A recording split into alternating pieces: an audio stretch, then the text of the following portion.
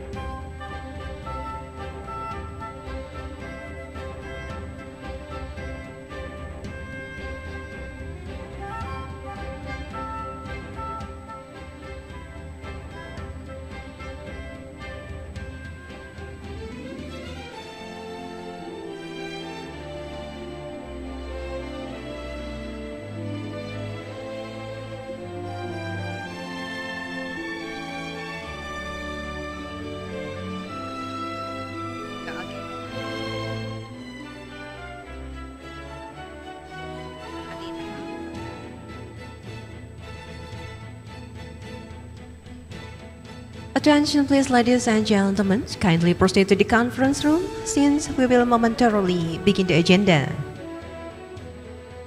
Ladies and gentlemen, the agenda is about to begin.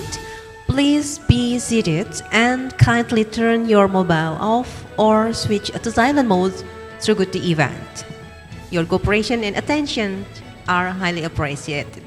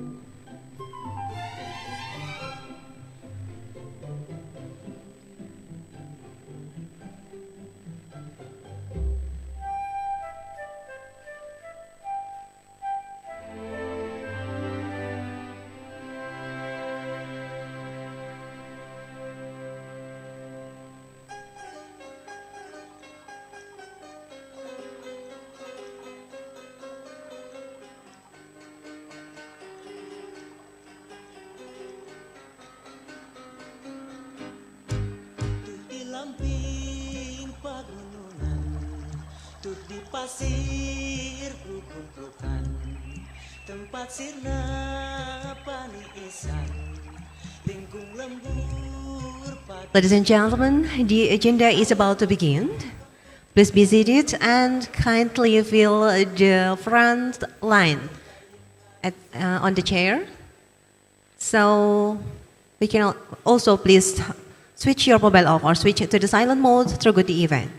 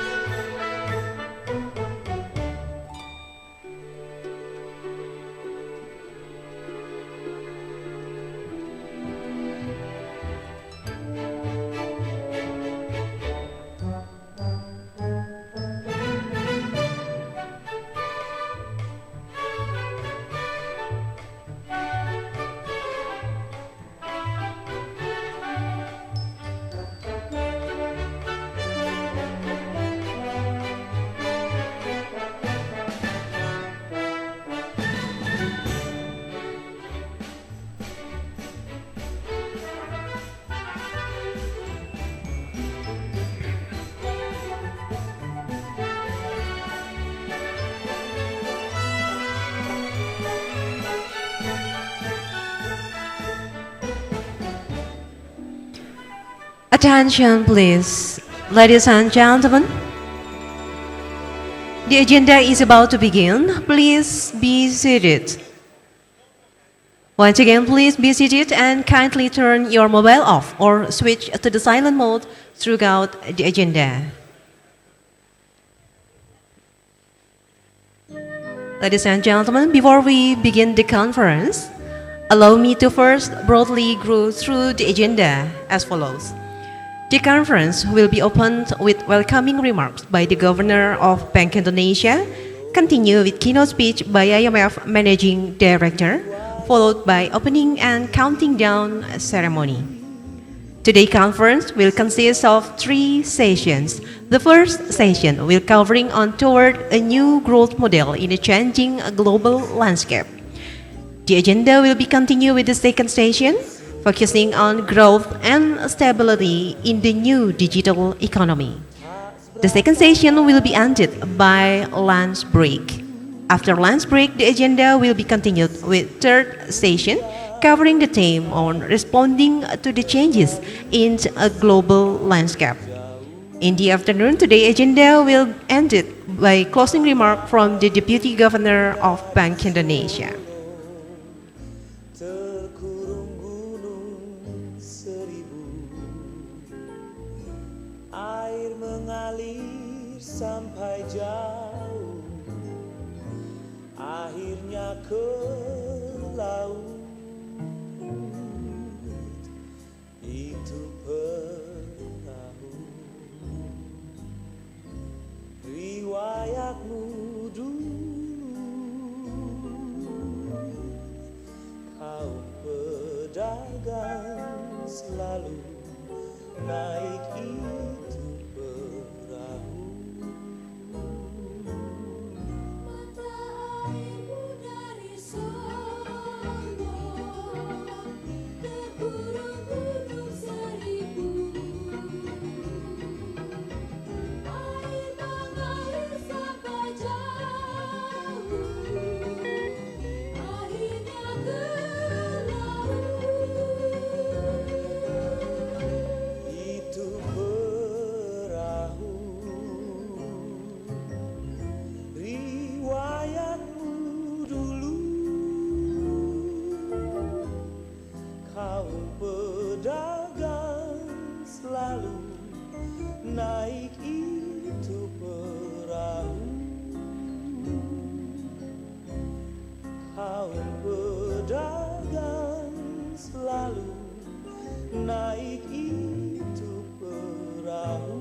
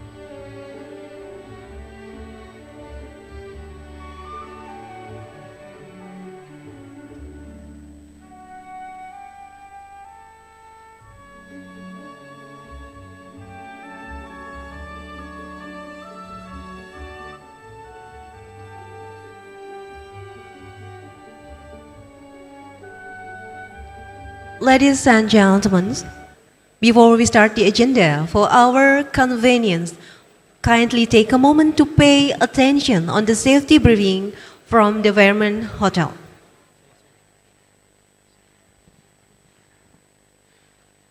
Good morning, ladies and gentlemen. May I have your attention for some important announcement.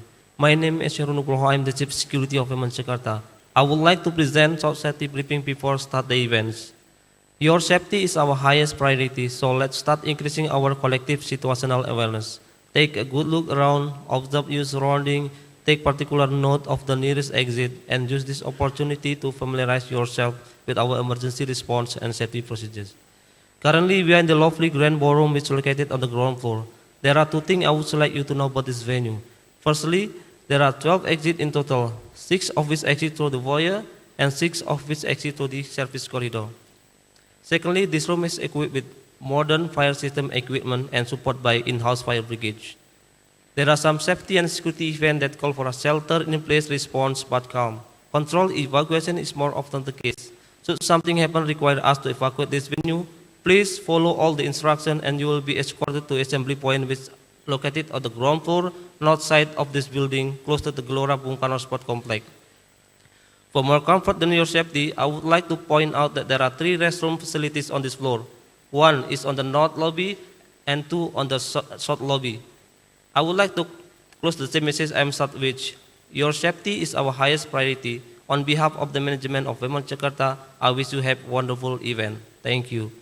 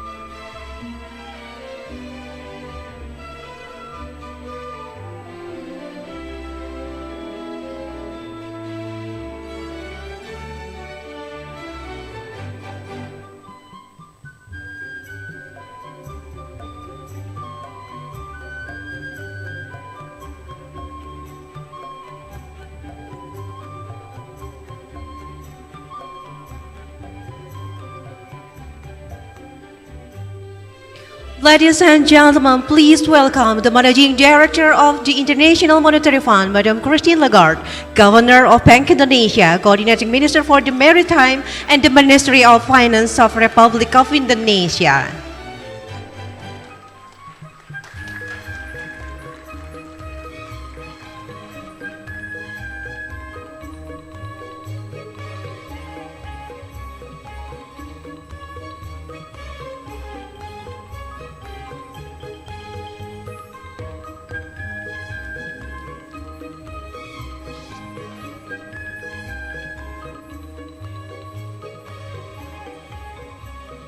Yeah, kindly have a seat.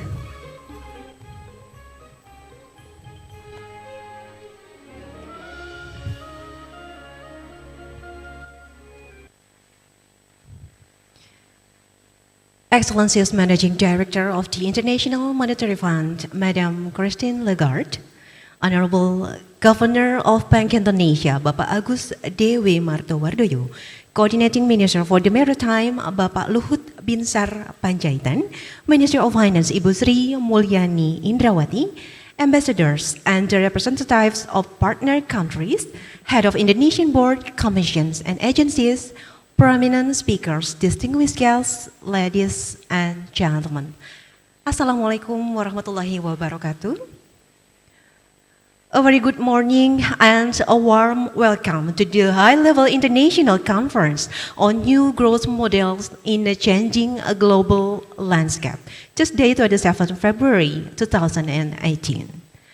Distinguished guests, ladies and gentlemen, opening today's conference, and now we would like to invite His Excellency Governor of Bank Indonesia to deliver his welcoming remarks. Bapak Agus Dewi Martowardoyo, I give you the floor.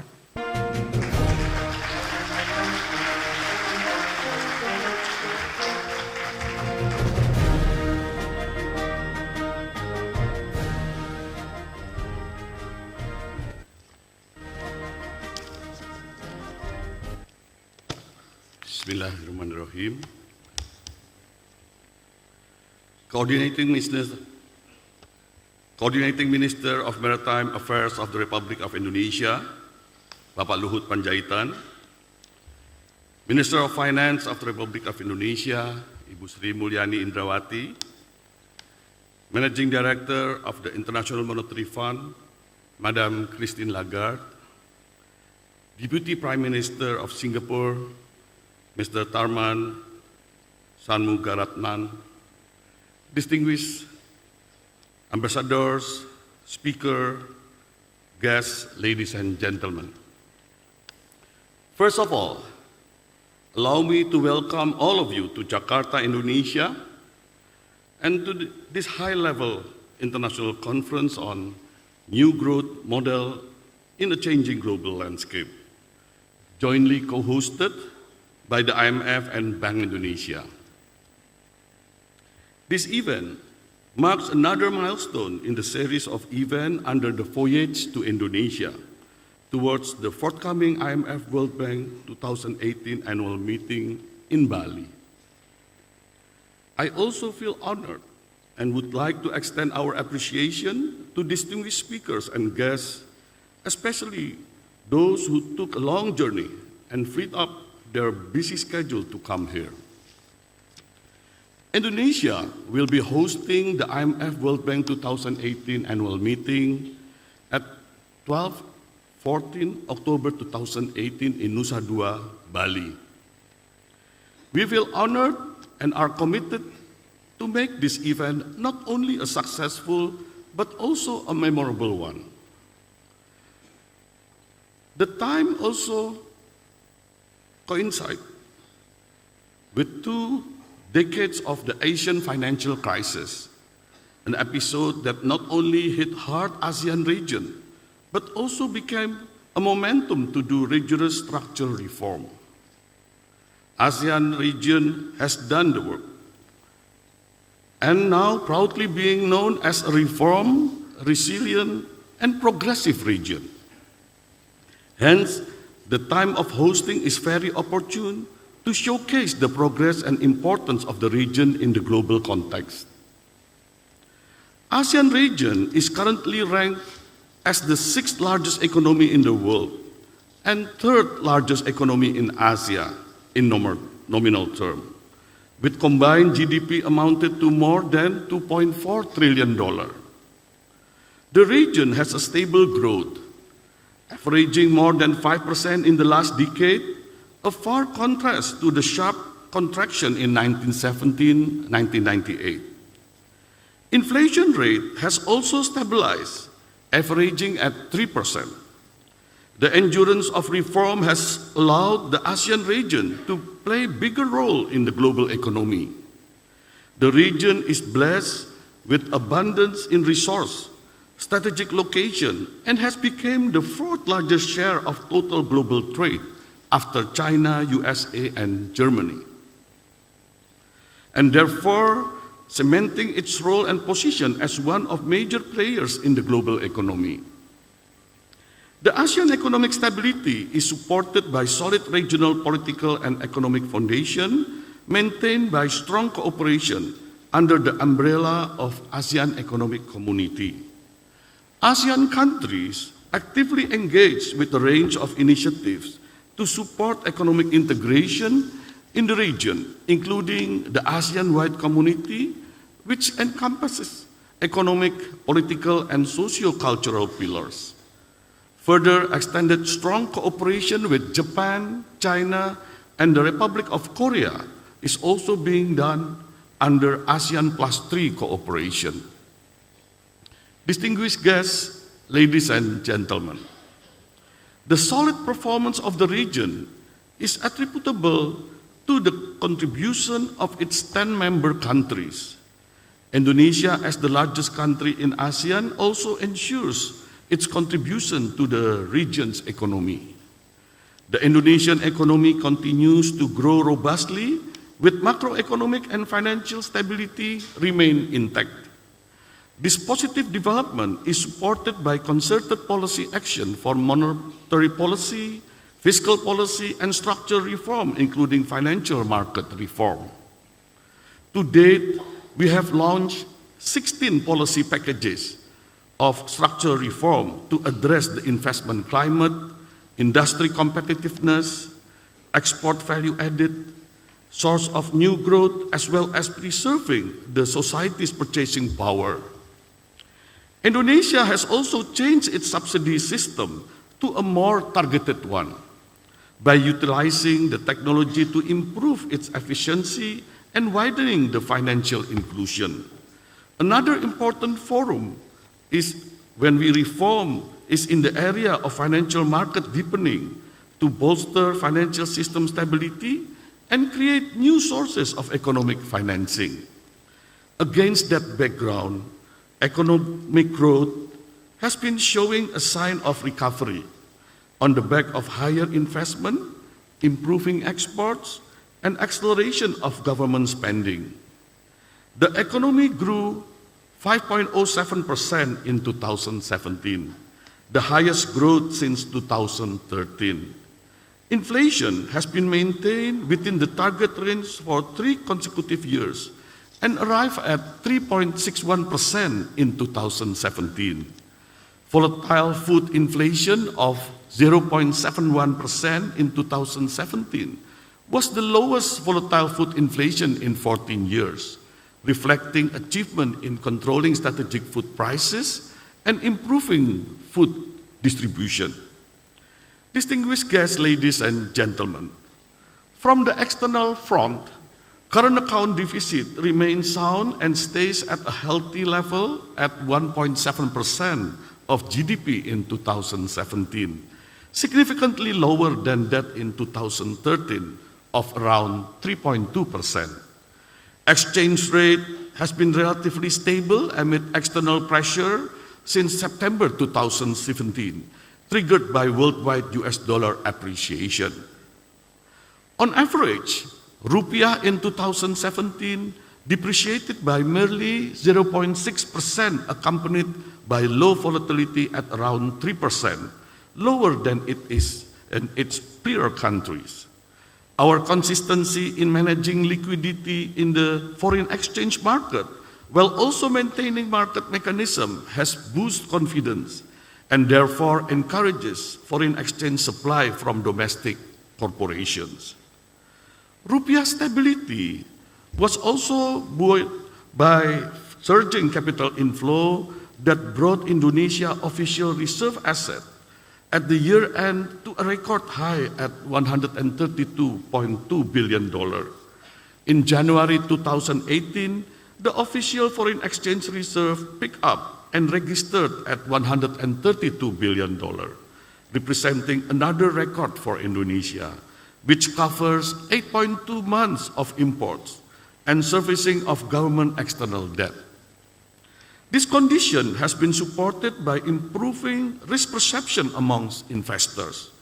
Risk premium for 5 years credit currency default swap went down significantly from around 280 in September 2015 to around 80 at the end of January 2018.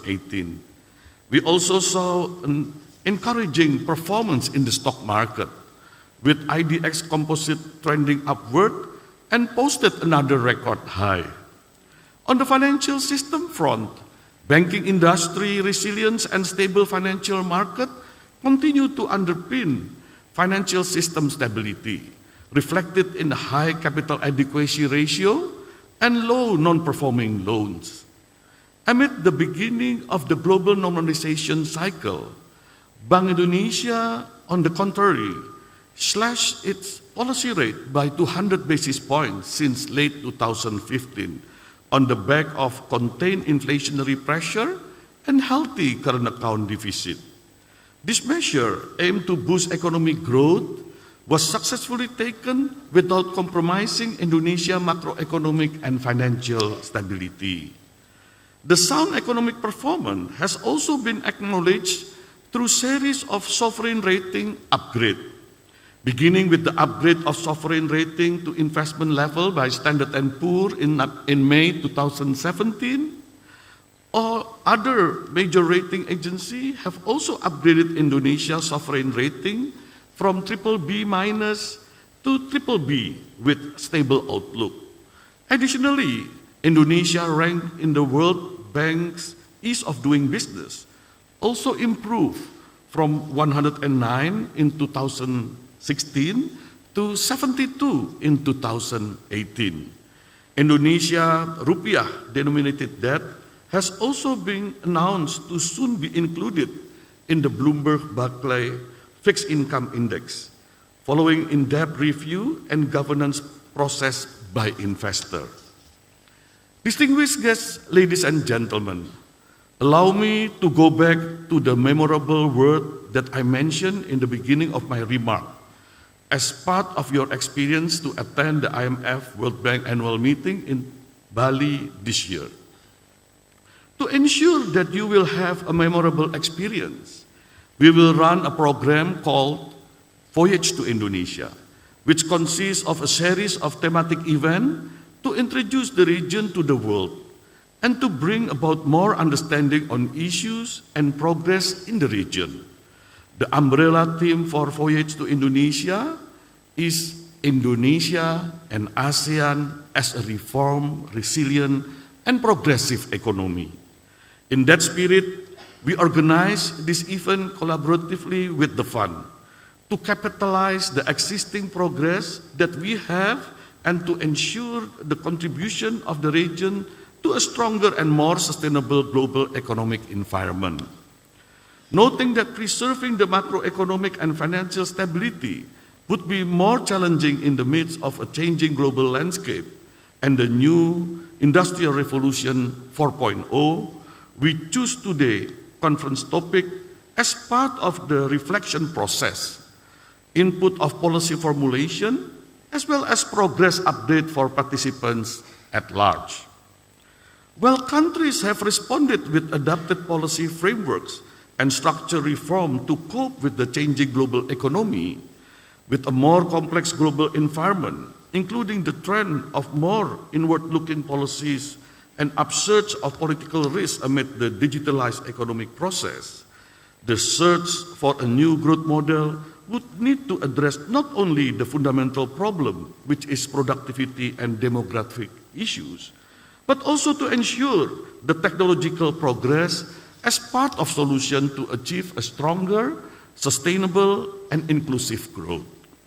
Therefore, the conference is aimed to facilitate a platform of discussion on ways to ensure stronger and more sustainable and inclusive economic growth. We also arranged a specific topic of discussion on digital economy, focusing on how to strike the balance between the need of nourishing the innovation and preserving the stability. While digital economy has the potential to transform the lives of the people around the world for the better, there is a need for a deeper understanding of its impacts on the structure of the economy, financial sector, the operation of central bank, as well as the cross-border dimension, so as the appropriate policies can be taken to ensure its optimal benefit more broadly. In last session, as part of lessons learned and policy reflection, we will have the discussion on how ASEAN region responding to the changing global economy and doing their notable reforms, the undergone reform by each ASEAN country, and the transformation of the region to a better economic and financial structure after the crisis, offer great policy rethinking opportunity and input to build a stronger and resilient economy. Distinguished speakers, guests, ladies and gentlemen, we are privileged today that this high-level international conference on new growth model in a changing global landscape has been attended by many distinguished panelists and participants from authorities as well as private sectors to share valuable opinions and thoughts. I personally express my appreciation to Christine and her team for all hard work and support so as this important event could be happen today. I would also delightedly, on behalf of National Committee, announced that this conference would mark as the countdown towards the IMF-World Bank 2018 annual meeting, 12 to 14 October 2018 in Bali. Like the writer of Eat, Pray and Love book, Elizabeth Gilbert, said, "I think I deserve something beautiful." We offer the experience in Bali as another memorable experience that you could have. We also give a sneak peek of wonderful Indonesia from the display of our cultural products in front of this conference room for you to enjoy. I hope that all of you will continue to engage in the series of programs of the Voyage to Indonesia and eventually attend and experience the IMF World Bank 2018 annual meeting in Bali, along with its enriching back-to-back program in October 2018. Lastly, I hope that this conference would offer valuable and enriching knowledge and insights. I also hope that this event will further strengthen the close relationship and cooperation among us. To that end, I wish all of you a fruitful discussion as well a pleasant stay in Jakarta. I thank you.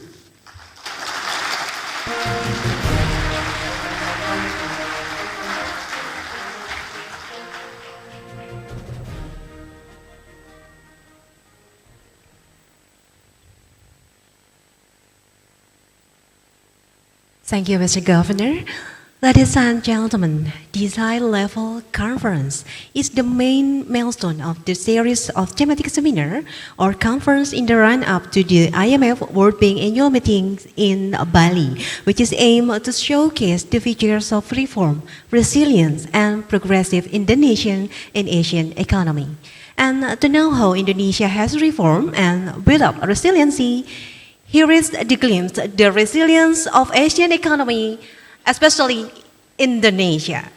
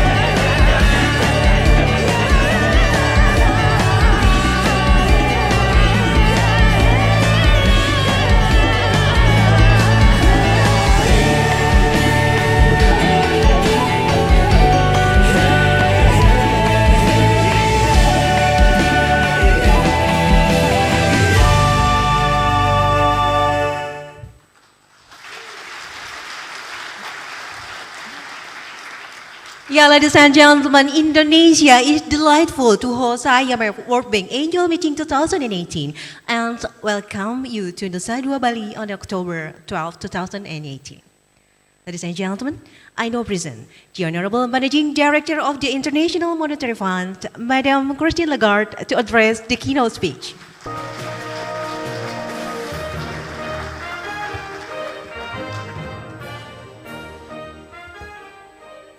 Selamat pagi. Good morning. Bonjour. Bapak Agus. How can we resist the film that you just showed us? Of course we'll be going to Bali.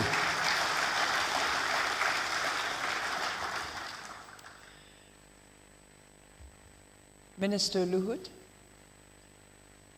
Ibu Sri Mulyani, Bapak Tarman, all of you ambassadors, representatives of your respective countries, jurisdictions, honorable guests, it's a great pleasure for us at the IMF to accompany you, Indonesia, in this voyage to your country. And it has been a privilege to work with you. It will be the first time that the annual meetings of the International Monetary Fund and the World Bank are taking place in Indonesia. It's a country that has transformed itself in the last decades, as has just been described by Governor Agus. It has done so by sound economic policies, in particular your monetary policies, Governor, and of course the ability to harness the creativity and the inventiveness of its people. It is also the first time for me that I spend an entire week in a given country.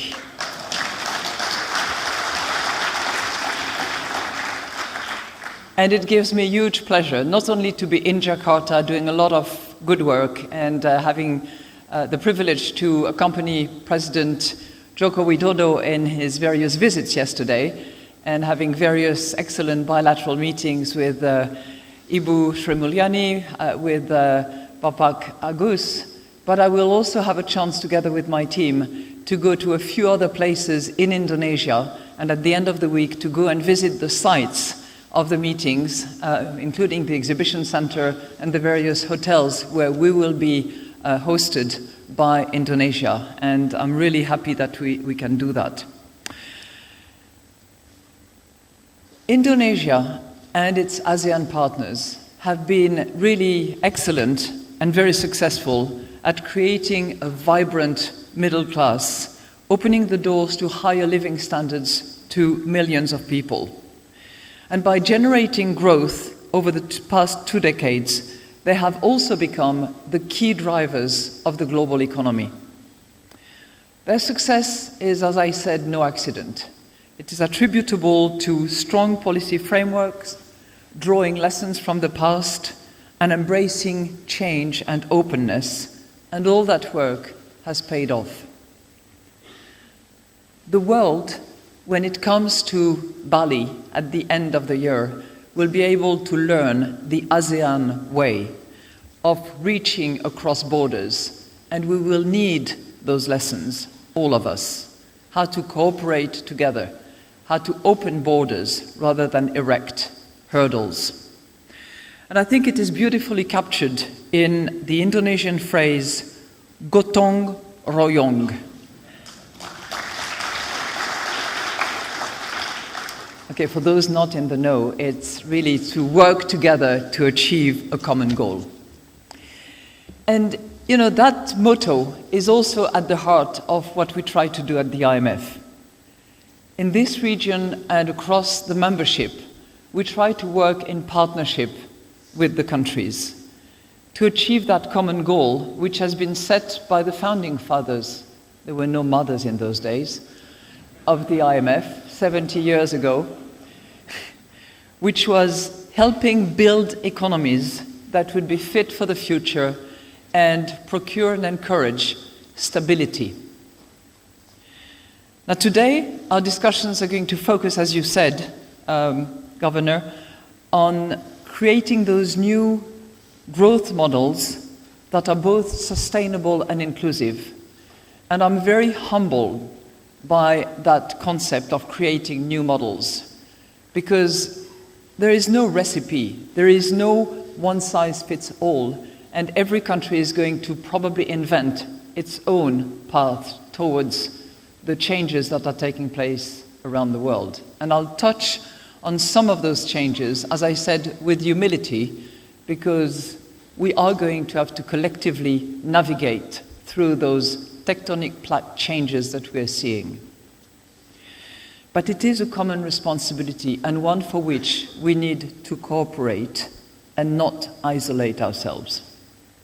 So if we look at the global picture, and I'm not going to lecture about the World Economic Outlook because you all have heard the story, we are seeing that broad-based upswing, which involves roughly 3/4 of the world economy at the moment. We do at the IMF and in other corners of the experts' world, we expect that this will be consolidated, if not accelerated. Our forecast for 2018 is 3.9% growth. For 2019, another 3.9% growth as well. And there is very good news in this part of the world, where the overall average growth is 5.6%. Indonesia, close to that, a little less than that, but certainly working on its potential for growth. We forecast 5.3% in 2018, and we expect it to rise in Indonesia in the medium term to a higher number. And this momentum can certainly lead to further increases in economic social well-being. So Indonesia can certainly be very proud of what it has achieved over the last few years.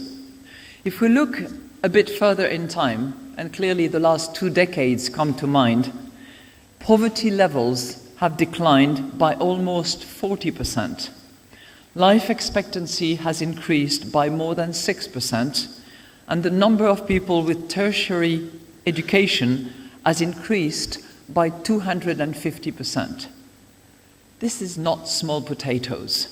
These are big achievements, and they are representative of the positive trends that we see across the ASEAN countries. Now you will ask me, did you say stability as the mission? Yeah. Now what stability are we talking about, given what we are seeing at the moment? Because we see a bright picture, and we say that the sun is shining, but at the same time, clearly this economic landscape lines are shifting. Think of the increased volatility in financial markets. Think of the heightened risk of trade disputes arising here and there, tariffs and non-tariff barriers alike.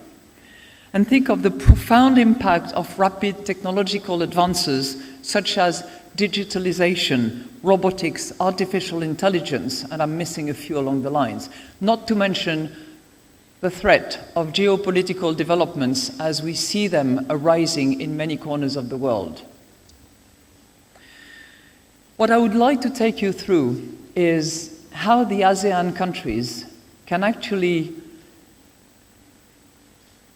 adapt and show the way to many other countries by dealing with uncertainty, which is exactly what I've been referring to, by focusing on that inclusive growth that is advocated by many leaders, including President Joko Widodo, and by welcoming, with reason and caution, the digital economy with its costs and its benefit, with its pluses and its minuses. So let me start with uncertainty. Again, as I said, the good news is that ASEAN countries have built stronger economic foundations, which have all helped the countries in the region weather not only the taper tantrum that we all remember, but the Great Recession like no other region in the world.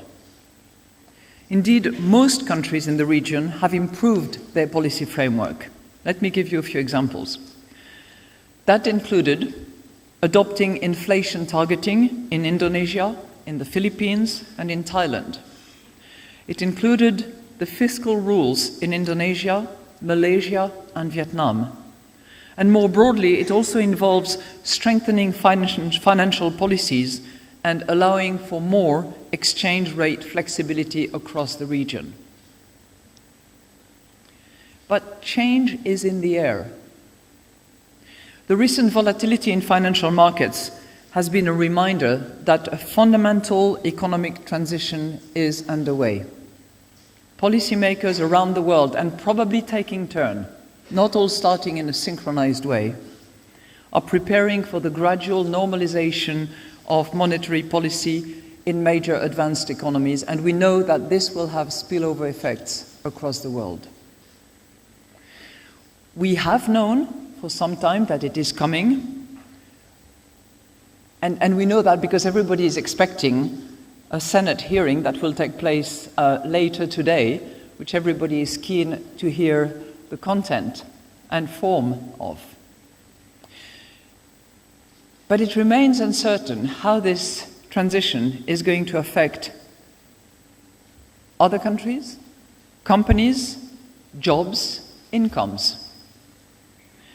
And clearly, policymakers around the world need to remain vigilant about the likely effects on financial stability, including the prospect of volatile capital flows. I know this is a topic that is under consideration in the region. There is also, in our view, room for bold reforms to make economies more resilient. As I have been saying recently, the time to repair the roof is when the sun is shining. So, what do I mean by that? And borrowing from John Fitzgerald Kennedy. I mean that governments can actually use this moment of stronger growth to reinforce their policy frameworks. And that includes further efforts to reform financial markets, making them deeper, to upgrade labor laws, and to lower barriers to entry in overly protected industries, and I'm talking here about both products and services. Repairing the roof also means using fiscal reforms to generate higher public revenues, particularly in those countries in the region where revenue relative to GDP is particularly low, and to improve the quality of spending. By boosting public finances, countries can increase their spending where it is going to make a difference for the people. Infrastructure investment, as we were discussing last night, Bapak Luhut, massive infrastructure investment in this country. But also development spending, not just in hard infrastructure and soft infrastructure, but also in the social safety net for the most vulnerable, protecting the people, helping them to deal with the changes that are coming up. So, a solid macroeconomic framework, a toolbox that is completely equipped to deal with the uncertainties that are coming, is what can be done in good times. Now, what did I mean now by making economies more inclusive, and how does that relate to this business model that we will be looking at in the course of the day? ASEAN countries, despite their 5.6% average growth rate, need to improve their long-term growth prospects. The countries recognize the need for new growth models that put greater emphasis on domestic demand, regional trade, and economic diversification. And on that point, IMF analysis shows that increasing the range and the quality of countries' exports can lead to significantly higher GDP growth and greater economic stability. For example, and we have published in that respect, a small increase in export diversification can boost GDP growth by 1 percentage point. These gains are actually achievable. Why? Because many countries in the region have actually successfully shifted a large part of their resources into higher productivity areas, moving from the export of raw materials to more sophisticated products, moving from agriculture to being part of the supply chain in the industrial products, and eventually moving to services as well. But in our view, this is not enough. Diversification of export is one step of the way. Another one where clearly we have done quite a lot of research is how the new growth models should be in order to be sustainable, more inclusive, in order to reduce excessive inequalities. Our research has shown that when the benefits of growth are shared more broadly, growth is stronger, more durable, more resilient. Again, for instance that you will find in our publication, a decline in the Gini coefficient by 5 points can increase GDP growth by 0.5 percentage point over 5 years. Now, most ASEAN countries are already in a relatively strong position because they have used specific policies to help reduce income inequality over the past 3 decades. There have been fluctuations, and there have been countries where inequality has actually increased to eventually stabilize and begin to go down again. Let me give you a few examples. Thailand has introduced universal health coverage back in 2001. The Philippines launched conditional cash transfers in 2008. And Indonesia has improved the way it delivers assistance to low-income groups, including through the use of e-cards, thereby improving transparency and, by the same token, eliminating the middleman who often contribute to the perception or reality of corruption. All ASEAN countries can build on their achievements to ensure that the next generation will actually be better off. And that takes me to the demographic transition that countries in the region are facing. And you have different situations.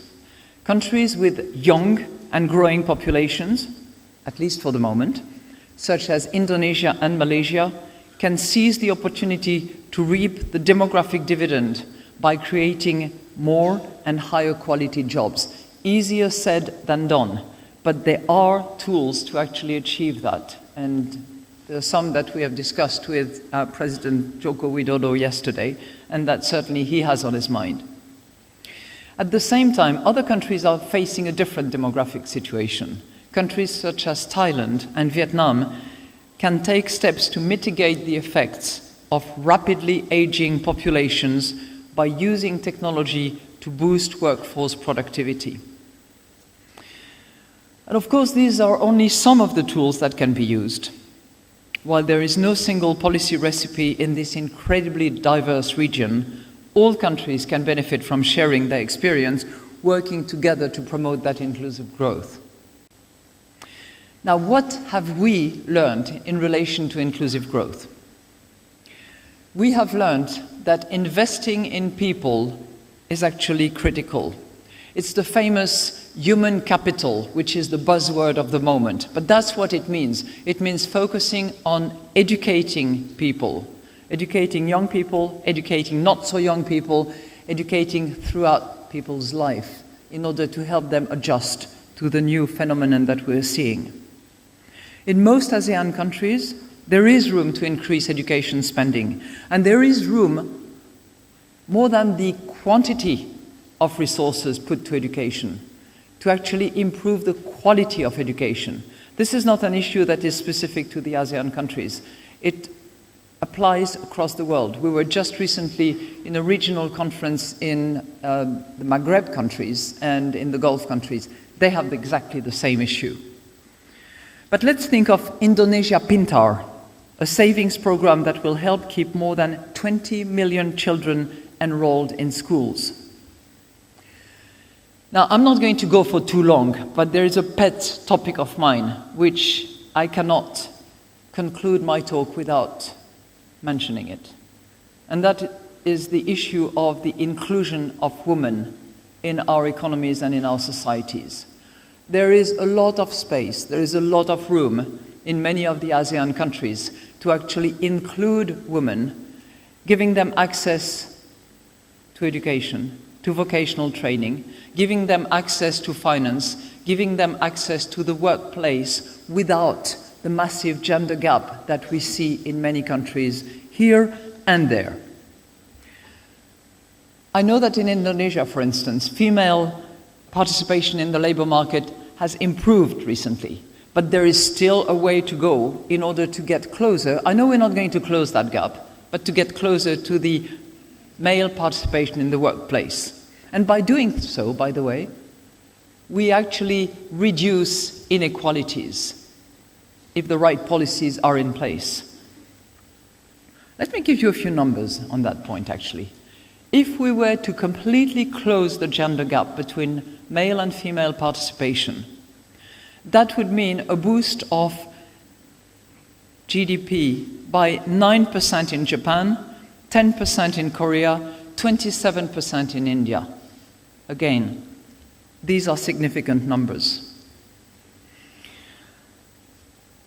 I'll mention another priority which clearly is on the mind of the authorities in this country, which is to improve the business environment.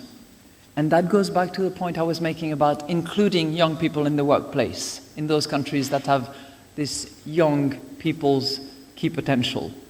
Cutting red tape, stepping up the fight against corruption.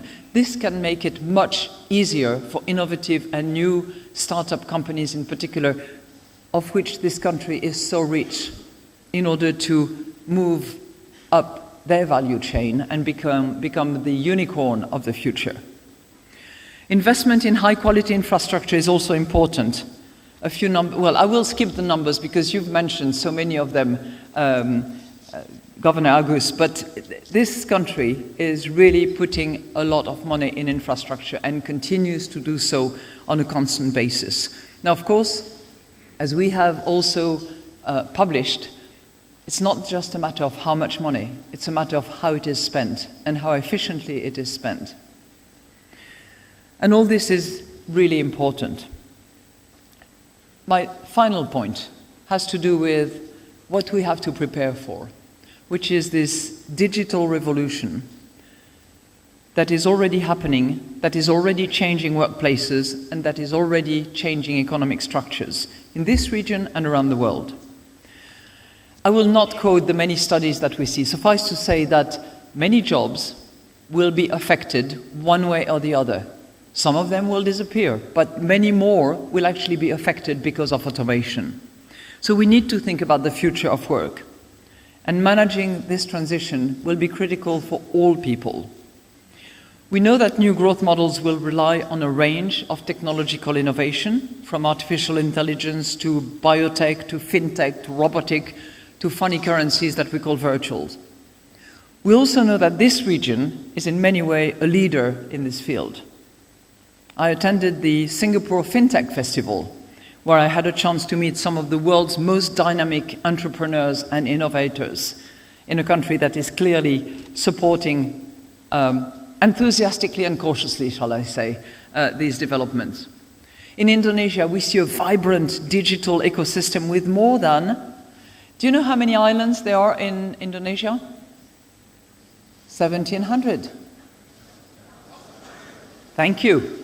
Do you know how many startups there are in Indonesia? 1,700 and growing. So one of the world's largest clusters of new firms is actually in this part of the world, located in Indonesia. Good example of that is Gojek, which has transformed itself from a ride-hailing app into a platform for mobile payments and many other services.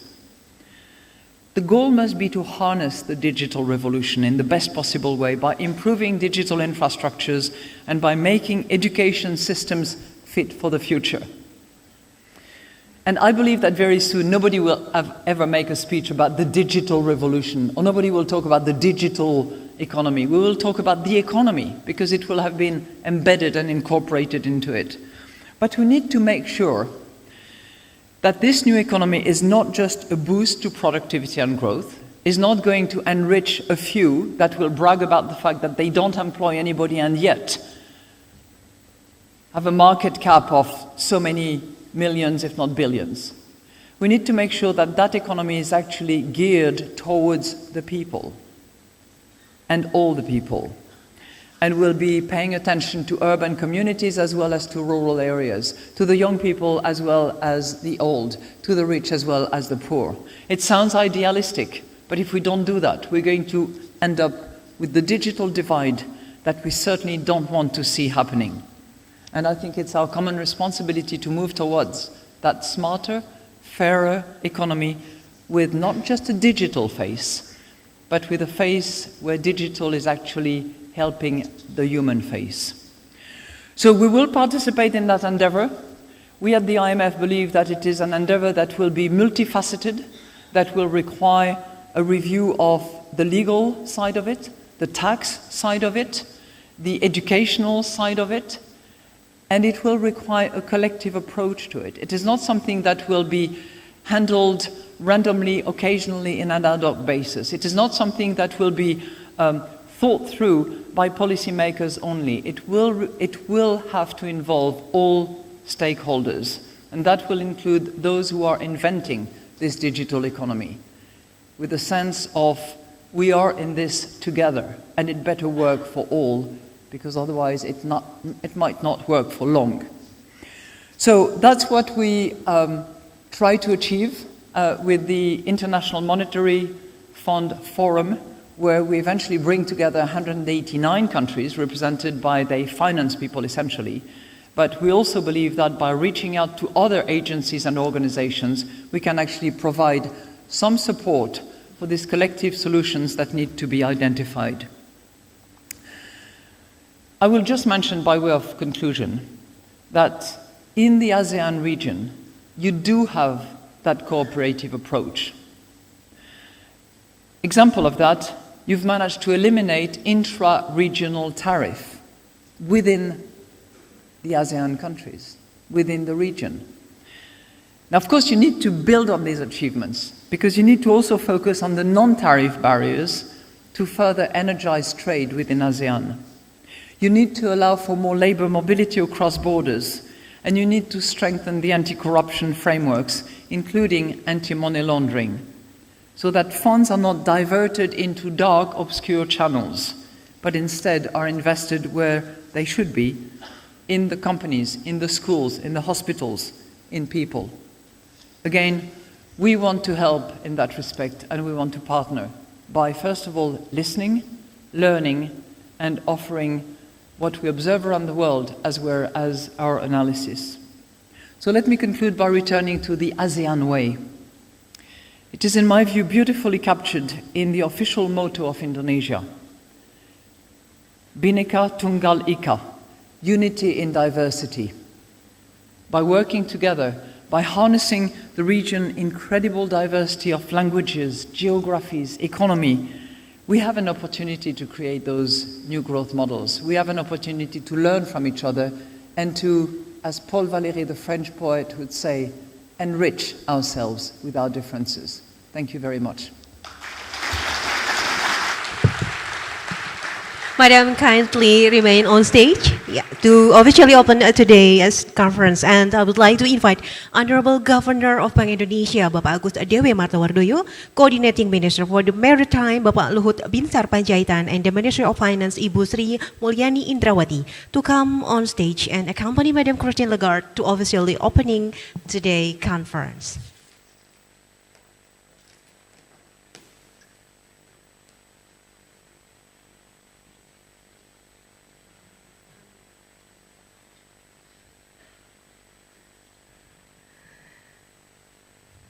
Yeah, ladies and gentlemen, the opening ceremony of today's conference will be symbolized by the beating of tifa, traditional music instrument from East Nusa Tenggara Province.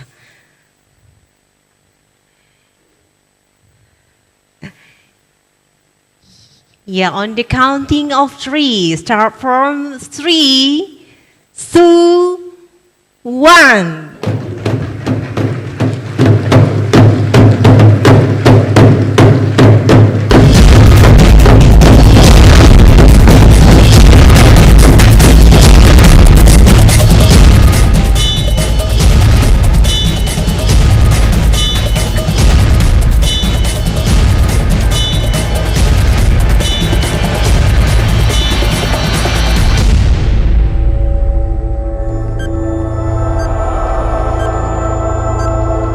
The sound of tifa beating become the symbol of the high-level international conference on new growth model in a changing global landscape has been officially opened. And today we are together with counting 226 days to IMF-World Bank Annual Meeting 2018. Continue with group photographs. And now I would like to invite all speakers and chairmen to come on stage and join the group photo sessions. Once again,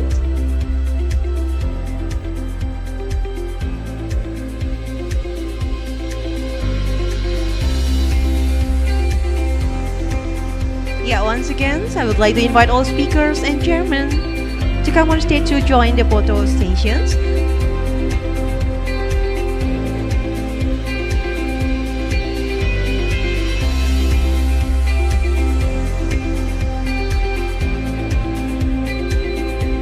And I would like also to invite Bapak Peri Warjo dan Bapak Halim Alamsyah.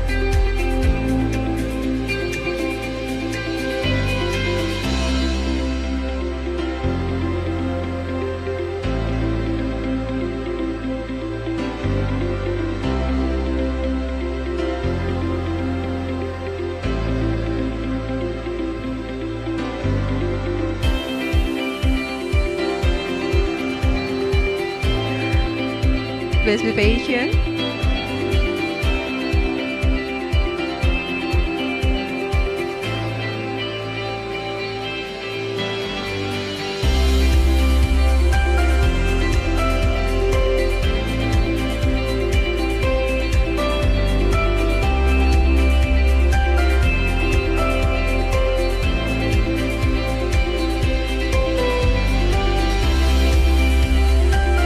Yeah, ladies and gentlemen, this is the high-level international conference, New Growth Models in a Changing Global Landscape.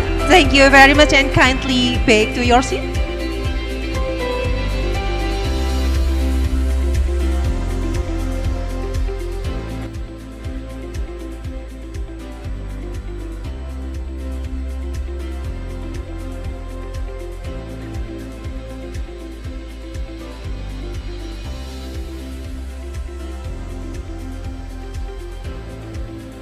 Yeah, distinguished guests, ladies and gentlemen, now we entering the first session covering the theme toward a new growth model in a changing global landscape.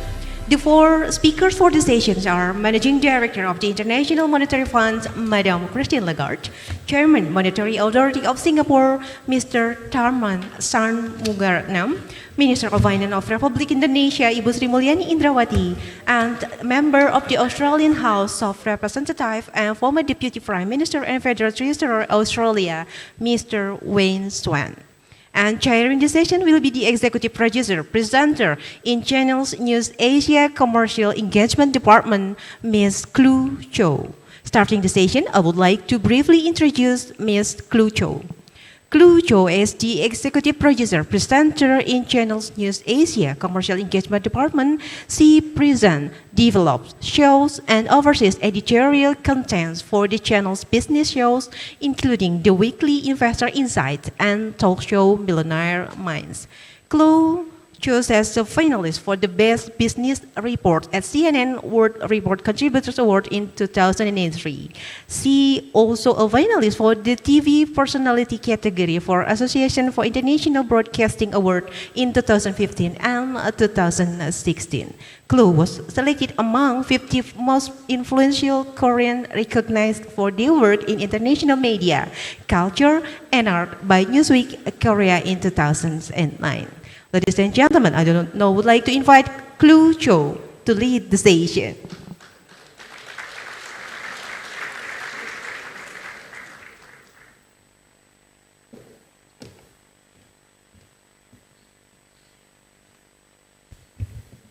Thank you.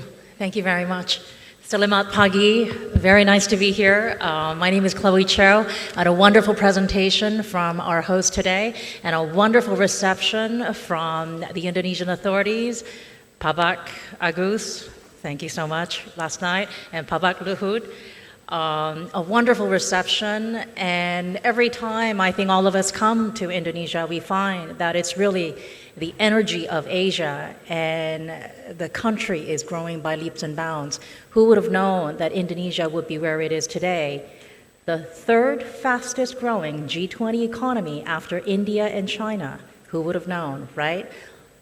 There's a great silver lining to some of the difficulties that this economy went through, and it's going to be a fascinating discussion. Our panelists really need no discussion. They are leaders, movers, and shakers of these challenging times, and we're really here to gain insight and vision from this, and we certainly need that. May I invite Ibu, Madame Lagarde, once again, Managing Director of the IMF.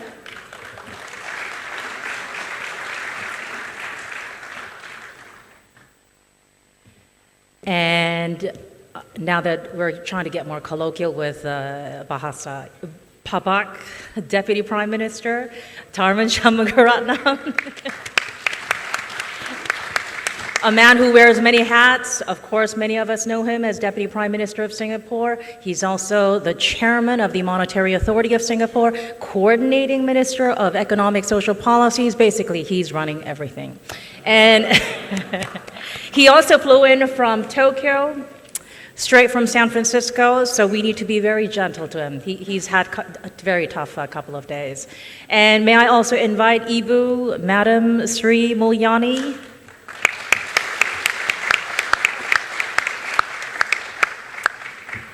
She is known for being a fearless defender of clean governance, clamping down on tax dodging. But little did I know that she's also the queen of karaoke last night. Is that right? So if you get a chance, she will belt out a tune for you. And may I also invite a member of the Australian Parliament, Mr. Wayne Swan, former Deputy Prime Minister of Australia, also the Federal Treasurer.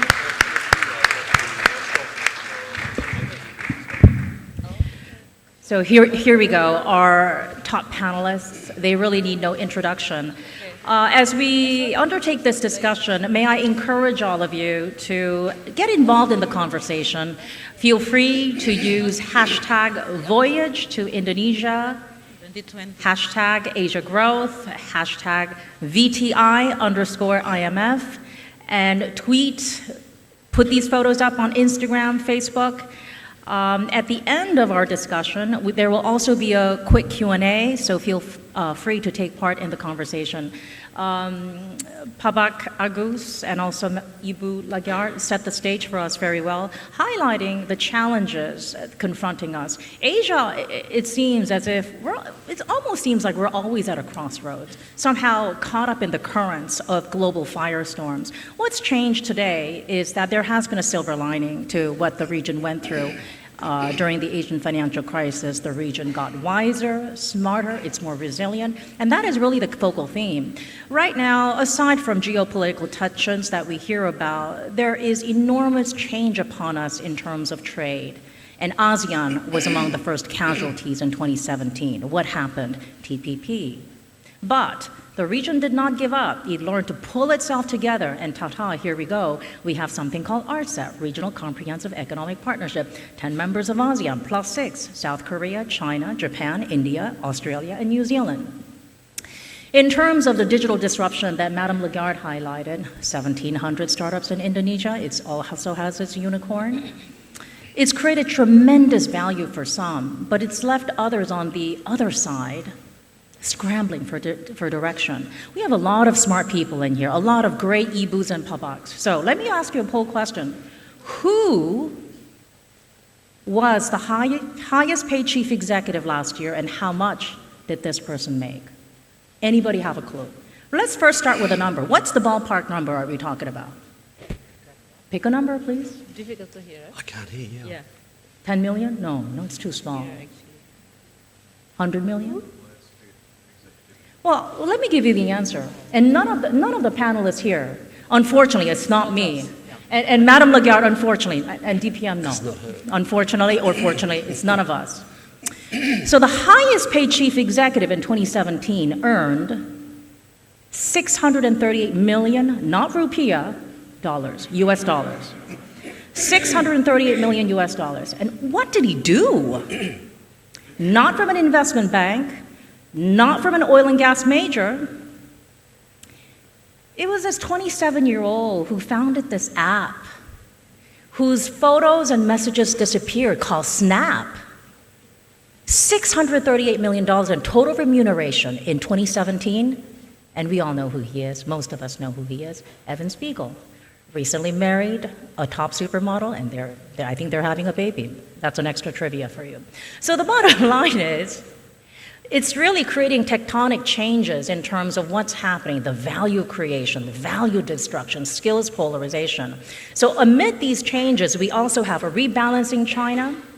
We also have demographic changes, which are posing a costly burden. How do we fix this problem? Is there a solution out of it? Well, we've got some of the biggest and most influential policymakers and leaders up here on stage, and we're here to gain insights. As Madame Lagarde highlighted, when the sun is shining bright, you've got to fix the roof, and we're here to find a way to fix the roof. So, Madame Lagarde, you highlighted that 3/4 of the world's economy is in an upswing, but why is it that the mood is more cautious than optimistic? Is it really the case that the recovery is fragile, broad-based, but fragile? How does it work? I speak in front, and then it will be picked up, right? Okay. So, I won't repeat what I said in my remarks. It is broad-based.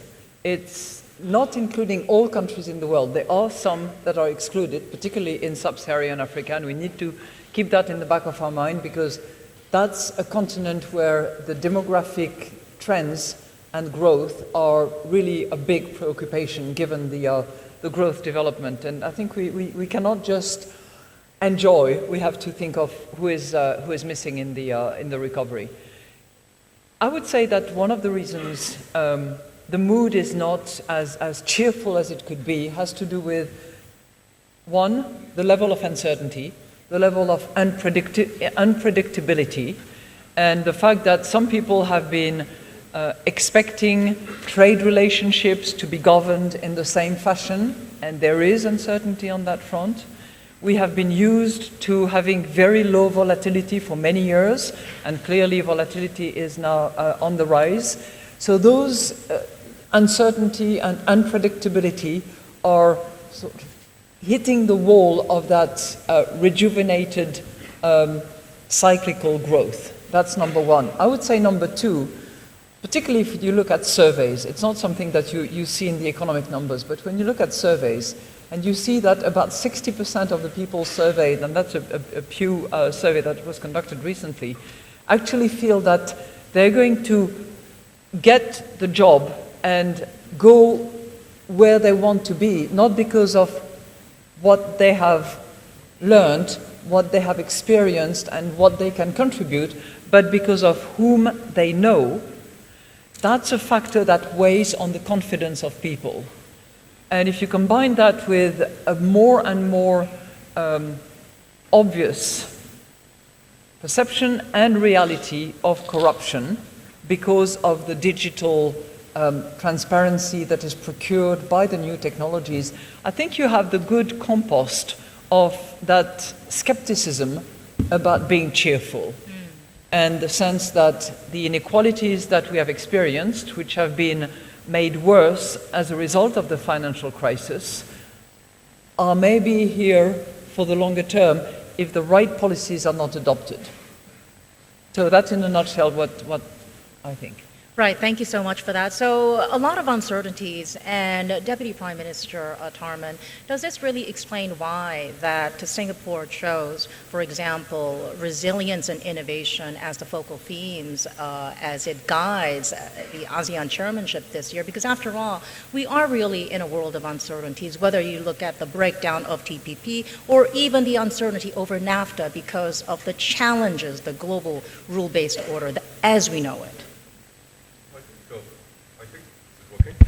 Yeah. I think, first let me just say, in addition to what Madame Lagarde said, that this hesitation and this sense of uncertainty with regard to the benefits of an open world economy and open societies shouldn't be a given. We should work against it. And in ASEAN and in Asia, we must remain a voice for openness through our own actions, we have to show that we are moving progressively towards being more open. And we have to be models as well of inclusivity domestically, which must mean inclusivity not just in economic terms, but also in social terms. When it comes to social, cultural, and religious accommodation, ASEAN has to be a model for the world. We are not doing badly. We are one of the most peaceful regions in the world. We are one of the most progressive regions in the world, to borrow Pa Agus's language, and we must remain that way. ASEAN can also show leadership Right. to the world. Right, and that's the precise kind of leadership that Indonesia needs right now, Minister Sri Mulyani, because Indonesia has benefited greatly from free trade, and in these times of a more protectionist stance, one could wonder what would happen to the fortunes of Indonesia at these important crossroads, because the growth levels are falling off a little bit, even though in the 5% range, and you have an increasing pileup of debt on SOEs because of the infrastructure drive. Well, I think if the issue in here is how Indonesia can maximize the potential of growth in the decade before, when the global environment and trades become one of the important engine of growth, definitely that contribute not only in terms of the level of growth, but because of this trade and openness, we also can accelerate in terms of not only level of investment, but quality of investment. What we saw in the past 5 years or a decade, especially after the global financial crisis, Indonesia also suffering from the global environment in which trade's becoming very weak. If you compare the decade after global financial crisis with decade before, the global trade is actually only grow by half. And that's affecting the whole global economy. So for us in this case, because trade, investment, and consumption is all the engine of growth for Indonesia, we were still lucky because we have consumption which is explaining 57% of our growth. So when the trade is weakening as well as investment affected by that, we still have the engine of growth in the form of consumption, which is explaining the 57%. And the government role in this case is try to do what we call it the counter-cyclical. When the global environment is very hard, the shock is coming in terms of domestic, in terms of commodity price and weakening global trade, then the government step in by not only merely spending more, but most importantly, the concept of the policy under the President Jokowi leadership is not only just spending for infrastructure you mentioned, or in this case, education, human capital, as Christine mentioned earlier. But we also think hard when the situation is actually pressing, we have to work harder in reforming ourselves. Governor Agus mentioned 16 packages, but we also not only launching more policy, which make us more attractive. Our ease of doing business has been progressing very well. The competitiveness index of Indonesia improved. We also have the now investment grade from all the rating agency. These are all the work in progress. But most importantly is the president is giving that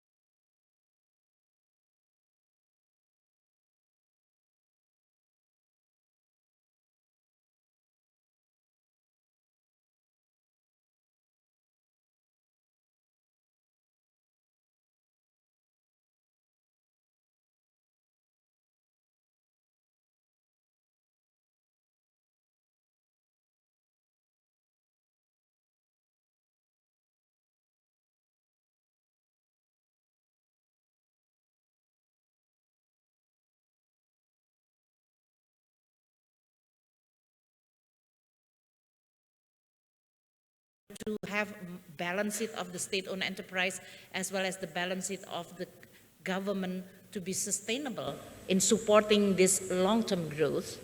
we are creating more room for the private sector to step in. That's why this issue of deregulation, investment climate, as well as even forcing state-owned enterprise to securitize all the asset or project which is already being built, that is already brownfield. And for the new one, we are going to over more public-private partnership. So it's not going to be rely more on a piling of debt, as you mentioned, but more on equity as well as private participation. I think this is all the issue that we are now discussing. 2018 in this case, for example, we are now inviting more public-private partnership. Pak Luhut asking me to remind that for the government to be able to understand the public-private partnership and especially facing with this digital economy which is changing very fast, we have to admit that many government officials, policymakers, we are not first fully understand and comprehend what is happening. And if you don't understand, you really don't know how you are going to formulate to respond to that. And that's why President have more radical idea. Oh, why don't we in the cabinet meeting inviting the real player? For example, President inviting Gojek and Ruang Guru, the young millennial who invented and becoming a really hit, unicorn you mentioned, to actually speak in front of all the cabinet member. Now the President's asking the MIT guru on the digital economy to train and to teach many of our top echelon, first one, second, and third, because sometimes president can be very ambitious, the minister working very hard, and then they are facing with the bureaucracy which is not responding fast enough. And so the discussion about reforming bureaucracy and make them agile, as active, as well as responsive, is become the real challenge. So in short, I'm saying that for navigating and managing and responding this change, the policy is one thing, and I think this is the easiest way, that is changing and learning from other. IMF can provide, this is how the policy should be formulated, how we can learn from other countries which has been successful in achieving a certain policy achievement. But policy formulation is one thing. The most difficult is how you are going to make sure that institutional response and the bureaucracy is going to respond as quickly as what we aiming or what we are thinking in terms of the policy direction. And this is exactly what we're trying to do, creating confidence and trust from the private sector and the people, and reforming ourselves in order for us to be able to cope with the higher expectation and trust which is being built. That is exactly what we are doing at this moment. So strengthening the governance, putting more flexibility, but at the same time we want to make sure that the balance sheet is going to be sustainable, so that we are not compromising in order for us to actually run. This is not sprint, but this is a marathon. But even if you talk a marathon, we want in each kilo we are fast enough. Yes, Madam Lagarde, you wanted to jump. I would just wanted to, 2 seconds, completely agree with you, Shrimulyani, but I think it also takes political courage and determination to change the policies. That's true. And, you know, from our vantage point at the IMF, we look at a lot of countries that are saying, oh, we need to do structural reforms, we need to have the right policies, and nothing happens. So you're right that you know, in terms of capacity and institutional operations is critical, but the political courage to actually take on some vested interests, some rentiers' positions is also remarkable, and it's taking place in your country in no small proportions. So hat off for that too. Yeah, so political courage is something that Australia needs in light of quite a bit of the musical chairs that Australia has seen in terms of governments. And it faces a different fortune in terms of what Indonesia faces. There's a huge population base. There's the tailwind of growth. Australia, on the other hand, until now has had a lucky spell of 26 years of recession-free run. But amid these times of ping pong balls being tossed around over refrigerators, solar panels, steel, and aluminum, and a rebalancing China, can this lucky spell continue? Well, you raised uncertainty before, and it's understandable that there would be uncertainty. I mean, it's 10 years since the beginning of the Great Recession. and big economic shocks like that have big political consequences. And why there's uncertainty around is that there's polarisation, and we see that in our political system. So it was basically this region, and China particularly, the Asia Pacific, that drove the global economy out of recession and put the international economy into the space that it is right now. So what has been achieved in this region is a source of great pride for all of us in the region, that so many people could have been lifted out of poverty, so many people have moved into the middle class. So there's a real focus globally now on this region, but particularly a focus on China. So every time there's a forecast policy change in China, analysts on CNBC will be predicting the end of the world, China's falling over next week and so on. But in the current environment, what China is doing is what people have been urging China to do for such a long period of time, which is to deal with excess capacity and to deal with the excessive debt that's in the system. And old Chinese hands are telling me that this time China is prioritising structural reform that Christine was talking about before over exclusively a growth objective. And that's a very good thing for China, and it's a very good thing for the global economy. But sadly, that may mean there may be one or two bumps in the road as they go about dealing with those entrenched problems that they've got in their financial system.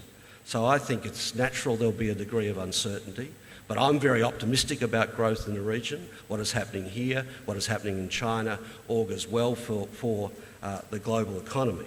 So we shouldn't be too downbeat about China, but we ought to be realistic that China will go through a slower period of growth, which may mean problems in the supply chain in the region and so on. But you know, that's going to be a good thing for the world that China deals with those challenges, because we really need the Asia Pacific in the global economy to keep firing the way it has been in recent times. Good thing that Europe's coming back. Good thing that there's strong growth in America. So I'm pretty optimistic about the future, but we may just see a few bumps in the road, and that may mean that even though China isn't going to buy as much coal, if the region is growing strongly, there'll be massive investment in renewables, there'll be massive demand even for coking coal, and there'll be massive demand for the sorts of products in the region, and that's good for all of us. So there's a halo effect over in Australia. And China's rebalancing act comes amid the phenomenal growth of tech platforms, Tencent, Alibaba. They're really changing the face of not only finance, but the way people shop, the way people live. And for Singapore, that lives just a stone's throw away. The world has been focusing so much on this unique sandbox approach, regulating, but with a little bit of caution. And what would your advice be, Deputy Prime Minister, in terms of leaders in this room, over how to strike a fine balance in nurturing, in encouraging innovation, yet at the same time maintaining stability? Well, by striking a fine balance. I think it's a huge opportunity, not just in Singapore, but especially for the region. Financial innovation took many of us by surprise. This latest wave took many of us by surprise. But we're now riding on this new wave, we're encouraging it, and we're trying to make sure that it serves a social and economic purpose. If you look around the region, there's still very significant underserved populations, and fintech and financial innovation generally has a lot of potential to reach out to them. The ASEAN Financial Innovation Network, which is a collaboration between the IFC and the ASEAN Bankers Association, intends to link up fintech players with incumbent financial institutions, with the incumbent banks, and I think it has a lot of potential. Second, Madame Lagarde mentioned the startup scene, and particularly what's happening in Indonesia. I think it's very exciting what's happening in the digital space in Indonesia and in ASEAN. It's coming up from below. It's a ground-up phenomenon. But it's something to do with the digital economy. Unlike the traditional economy, the digital economy favors startups, it favors small players, and they're really leading the way in innovation. And we've got to encourage it. We've got to not just provide a regulatory framework, we've got to give them incentives, we've got to encourage them. I think if we have a vision for ASEAN, it has to be as a single digital economy with a network of smart cities, which we want to promote, that will be the hubs within this digital economy, with a single payment system, a single interoperable payment system, and with digital commerce being smooth and frictionless. If you look at our supply chain, I think there's a lot of work to be done. The ASEAN single window, which the customs authorities are working on, is a good start, but there's a lot of work to be done, and it also goes to the issue of non-tariff barriers that was mentioned earlier. Digitizing the supply chain, digitizing everything to do with our markets will be a plus for ASEAN. It'll help SMEs in particular, not just startups, but small and medium-sized enterprises.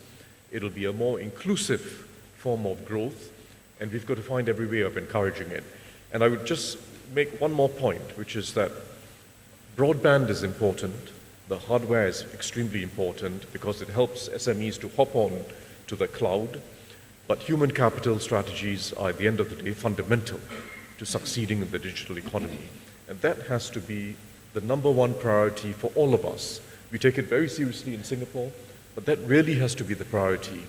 Giving this large group of young people who are going to be entering the workforce soon, and those who are already in the workforce, giving them the confidence to participate and take advantage of the digital economy. That has to be our priority.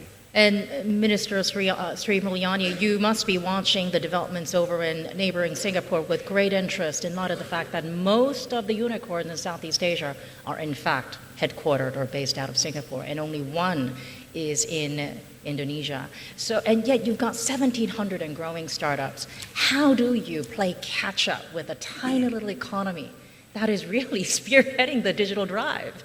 Although I just want to say, by the way, that these are not Singaporean unicorns. These are unicorns with people Yes, of all course. over the place. No, but the fact that people are still choosing Singapore over neighboring capitals says that's something just a about hub the status. infrastructure. That's just a hub status. It's actually a regional phenomenon. But this is exactly I think I triggered something here. what we as a big country geographically, population-wise, we definitely need to always design our policy response in this case. You mentioned, Tarman, in this case, that in order for us to be able to digitize and take the benefit of this digital economy, basically we really need to create what you call it the necessary condition for that. And for Indonesia means that the infrastructure is needed. You can have an access of the internet on a remote island, but then they cannot capture the benefit because they are not connected physically, because there is no road or there is no port to connect them. So for Indonesia, creating an infrastructure to make the Indonesia geographically more connected is a necessary condition. Second one, Christine and Torman mentioned about human capital. And that is exactly, we have 110 labor force. 60% is actually below 30 years old. And this is a young demographic. It's a strength, but also a challenge.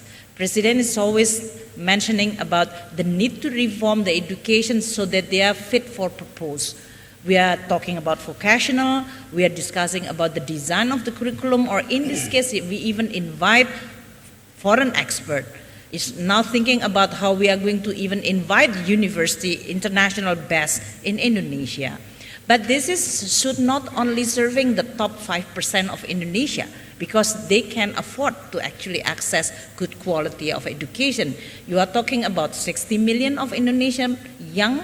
We just need to have a good quality of education. And this is really a challenge for us. But despite all those, we can even in this case support many of the startups.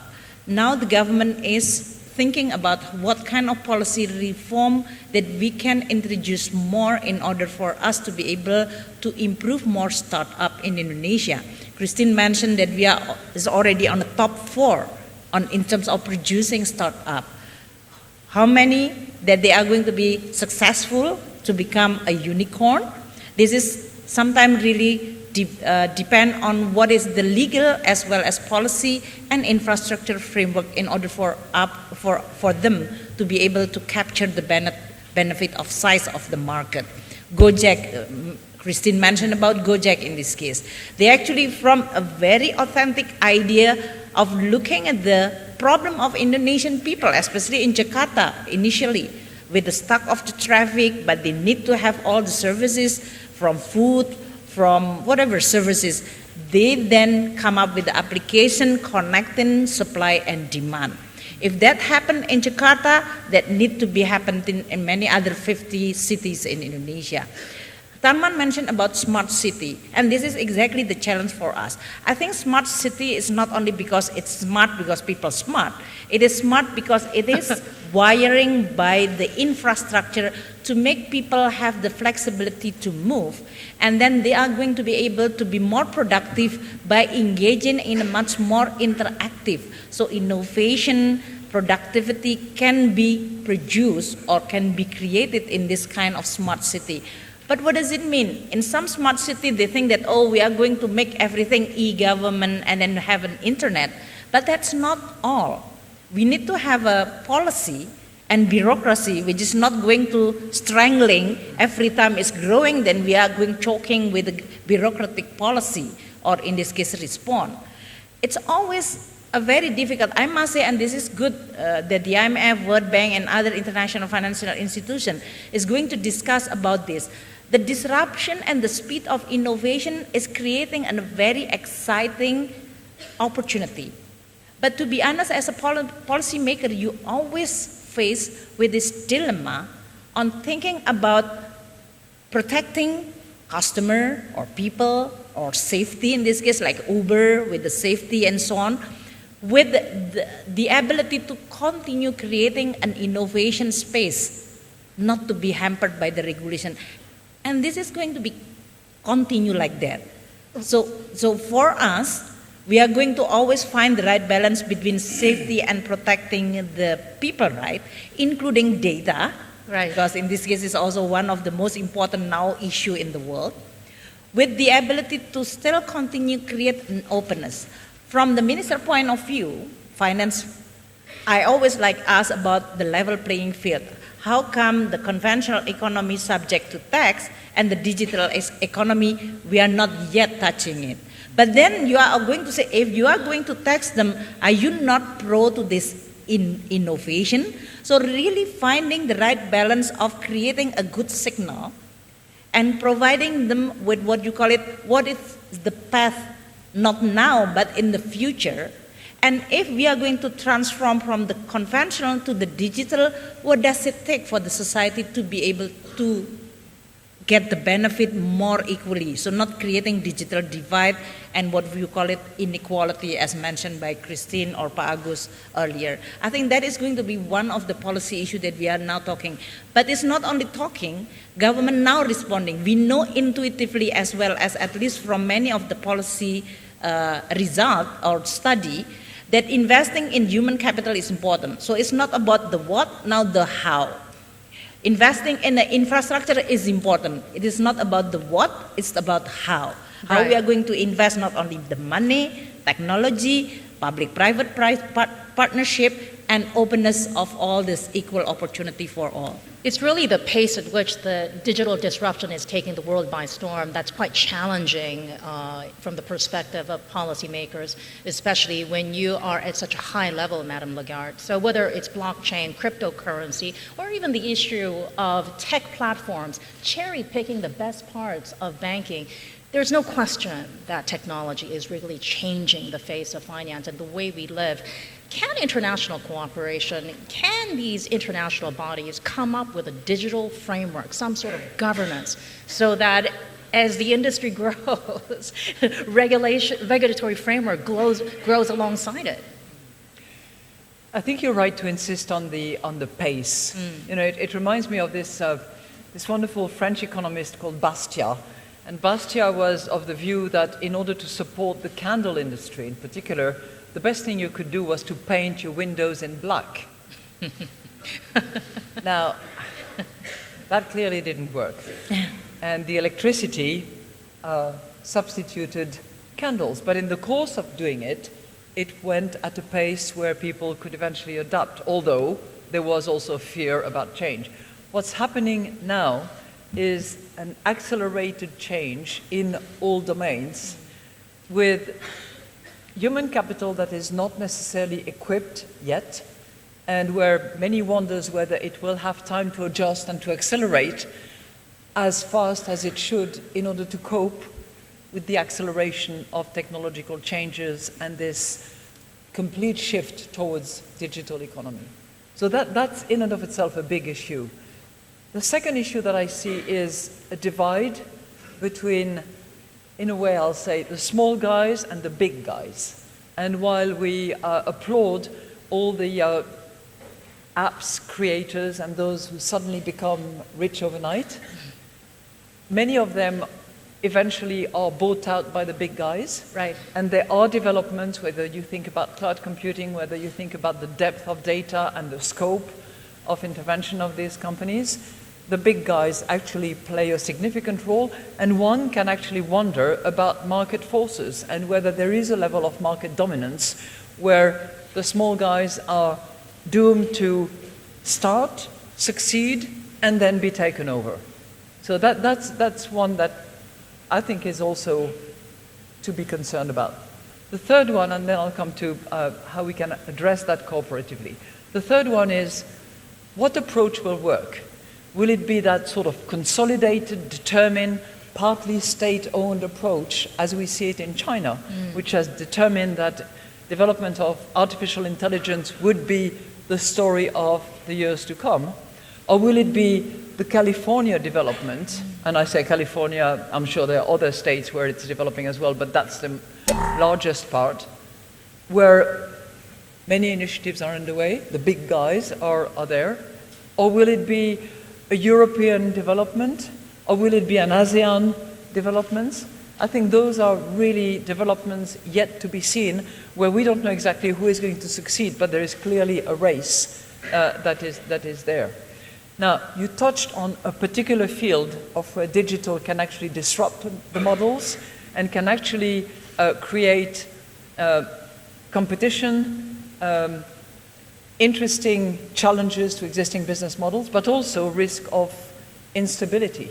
And that's clearly the development of Fintechs at large, the development of cryptocurrencies, some of which, known as the Bitcoins, the Ethereums of this world, but some to be created by central banks as well.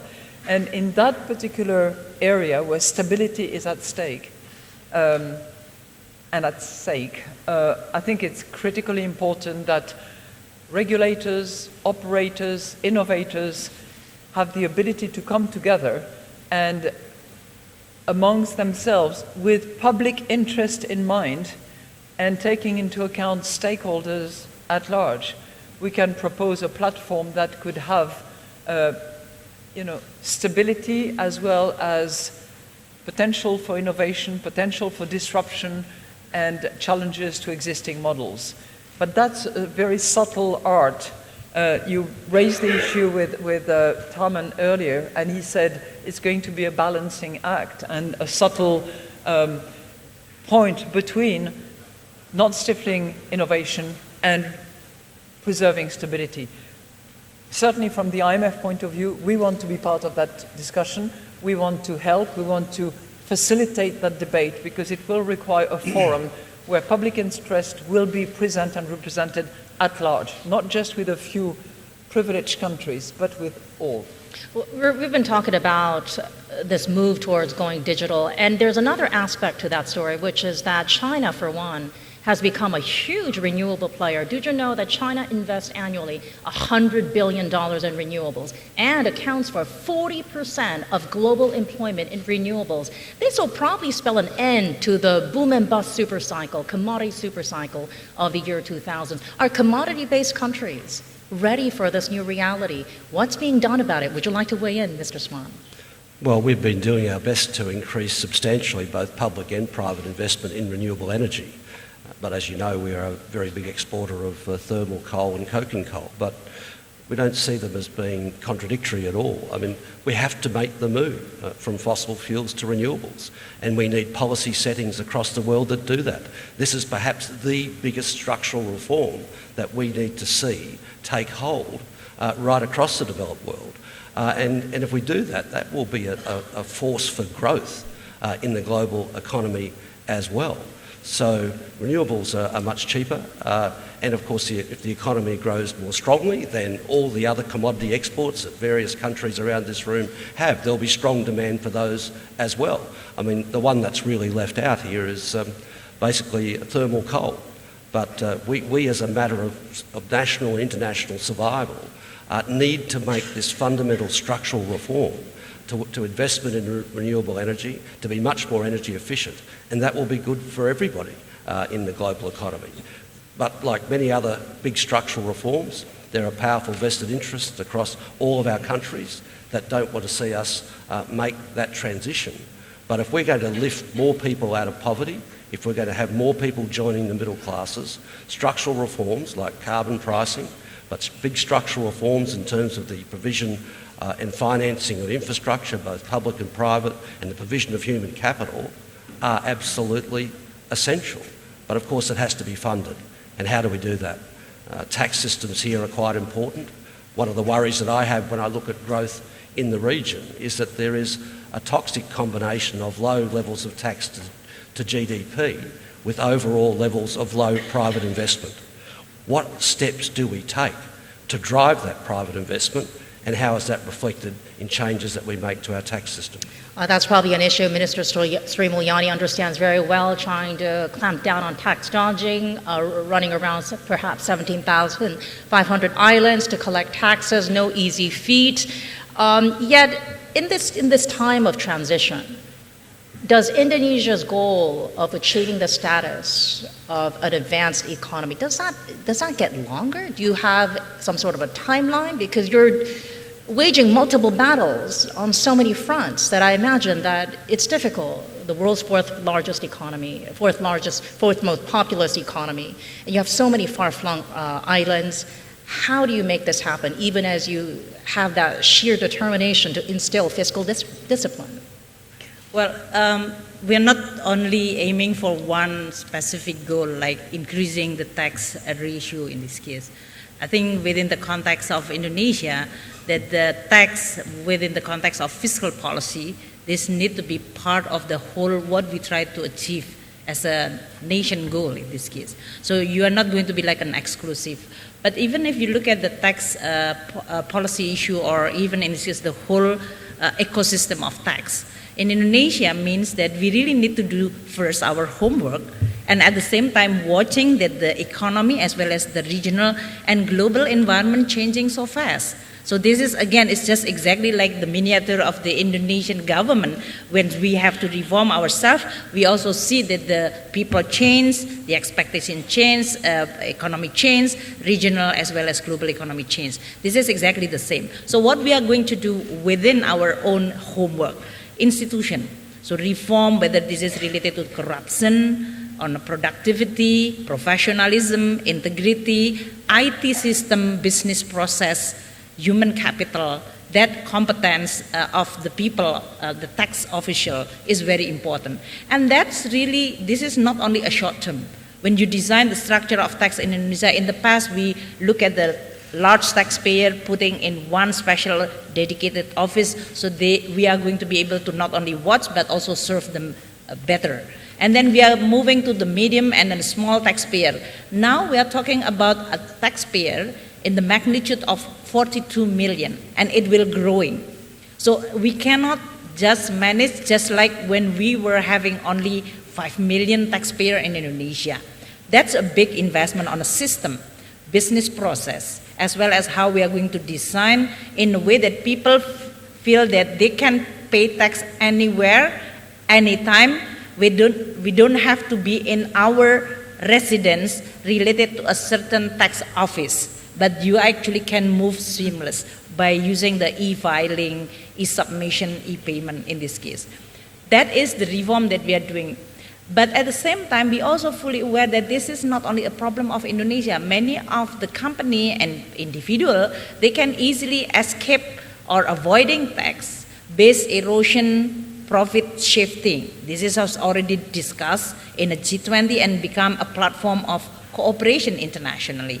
We are combating the tax avoidance, and that's why we have this, the OECD with the G20, IMF-World Bank supporting of the tax cooperation globally. How we are going to exchange information so that people can easily avoiding tax from Indonesian obligation. But we also very much feel the pressure because when Singapore is our neighbor country, everyone here in Indonesia always pressuring me to be, well, Singapore has a lower income tax. I actually watched the budget, which is showing the GST increase now from 9 to 12. So no one citing that from the business community in Indonesia. They are not coming to me by saying that Singapore now increasing GST. They are going to be silent. But they are they always remind me that the income tax in Singapore is only 17, comparing to the Indonesia 25%. And then Mr. Trump have another tax package. So this is going to be something that we, as a policymaker, we are not live in an immune, isolated. You always have the people, the business, which is as well as the constituent, not only in Indonesia, but also regionally and globally, which is changing. So the question is, first, we are going to compare ourselves. And then eventually we see from the IMF study, World Bank saying that, well, 25 is not too high, but that's not too low. Then we are going to be okay. But maybe the problem is not the level, but how easy you pay tax, how certain you are, you know what is the obligation. And this is all related to the governance then. Then I have to make sure that our tax department is going to be able to interact with the taxpayer in a much more certain, credible, and with the professionalism and integrity, that they don't see only on the level of tax, but they now feel that I've been served with a certainty. That is something which for Indonesia is a challenge, and we are really determined to moving into that direction. So in short, I'm saying that not only level of the policy, but more institutional as well as the regulatory framework that we are also focusing. And competence of the tax authority is also important. But I also really appreciate the direction which is now international tax cooperation is already happening, in which we are going to be able to work with Singapore, with the Asean, with the other financial center in the world, which is actually become a place for many people in the past can easily have a place for them to hide what they are supposed to pay their obligation. So that is creating a good level playing field, fair game, but also we have to improve ourselves a lot in order for us not to be seen just chasing just a few taxpayers in order for us to increase our tax ratio. We are thinking about more a reform so that Indonesia can be a better place for business to do their interest in Indonesia, but we are going to also create a playing field as well as thinking about many Indonesia we still left behind that need a lot of investment, human capital, infrastructure, and so on. Right, and DPM Tharman talk about pressure, right? Especially sitting right next to Minister Sri Mulyani, because obviously a lot of the members around the region are focusing on Singapore and taking the example.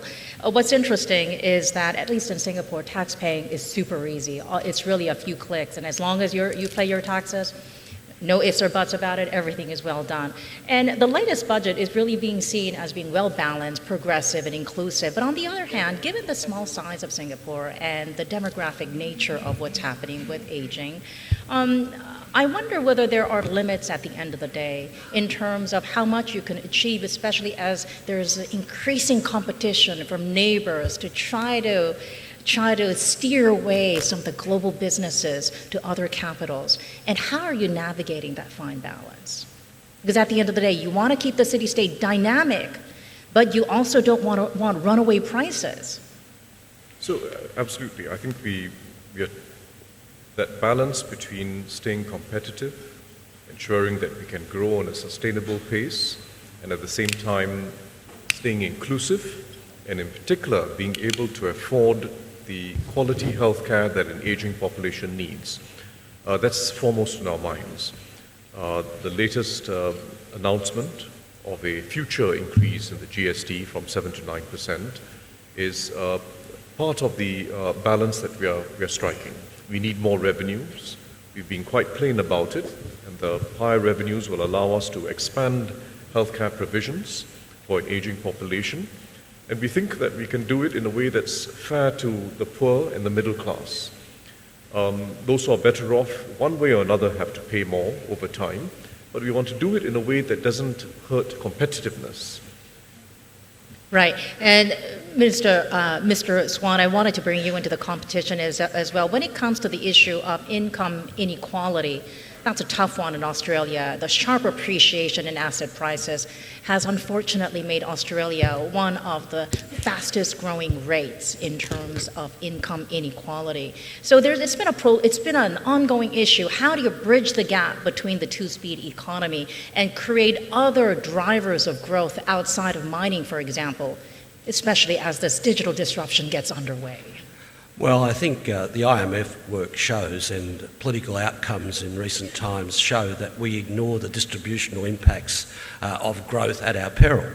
So what we've seen across developed economies has been hollowed out middle classes, great armies of working poor, and the political earthquakes that have come with that in the United States and in Britain. So I think the real task in our region is to ensure that that pattern is not repeated as we look for the structural policies which will lift productivity growth, to ensure that the policies that lift that productivity growth, that will push more people out of poverty and create more people in the middle class, are fair in the way in which we implement them. So tax policy is a classic example of that. It's just not how much tax you pick up, it's how you pick that up, because that will have a profound impact on who benefits and who loses. So in our country, we've had a very progressive tax system, and there's been a debate about whether it should be more or less progressive, but I think it's the foundation of a great deal of economic equality in our country. We have done better in the middle in Australia than many other developed economies, although the Gini coefficient doesn't look good because there's been an increasing concentration at the top. So the real measure is where the bottom 90% are, not necessarily, or the bottom 60%, not necessarily the Gini coefficient. And I think from the IMF's work in particular, it shows very, very clearly that progressive taxation is not only good for growth, but it is also good for equity. That is why when your tax system leaks away elsewhere because of transfer pricing, debt dumping and so on, that creates real difficulties for countries such as Indonesia. And unless we can put a floor in the tax system so that there will be money to fund investment in health, to fund investment in education, a race to the bottom in tax is fundamentally going to stop the possibility of improvement in many countries around the world to lift people out of poverty and to go into the middle class. And Minister Sri Mulyani, I wonder whether inclusive growth will be easier than trying to locate tax dodgers all over the archipelago of 17,500 islands. So many people, how do you do it? And you've got millions coming through university graduation each year. Well, first, if you look at the 17,000 island in Indonesia, the most populated in Java Island. So basically, you can really see that in terms of the distribution of both the economic pie as well as the population is still concentrated in Java, or even here in Jakarta. And that is really a challenge. It's not healthy for Indonesia. Christine mentioned about diversity, and that is exactly the same message which we also receive, that Indonesia should not only Java or Jakarta in this case. So in terms of tax, it's actually easier for me to collect because they are concentrated here, right? You don't really have a big cost, but that is exactly what I mentioned earlier. Our objective is not only just collecting tax and increasing tax ratio. We put tax policy within the whole fiscal policy or economic policy, or even the economic social policy, as Thurman mentioned, that within the context of achieving some goals but we don't really want to exhaust it only into one instrument.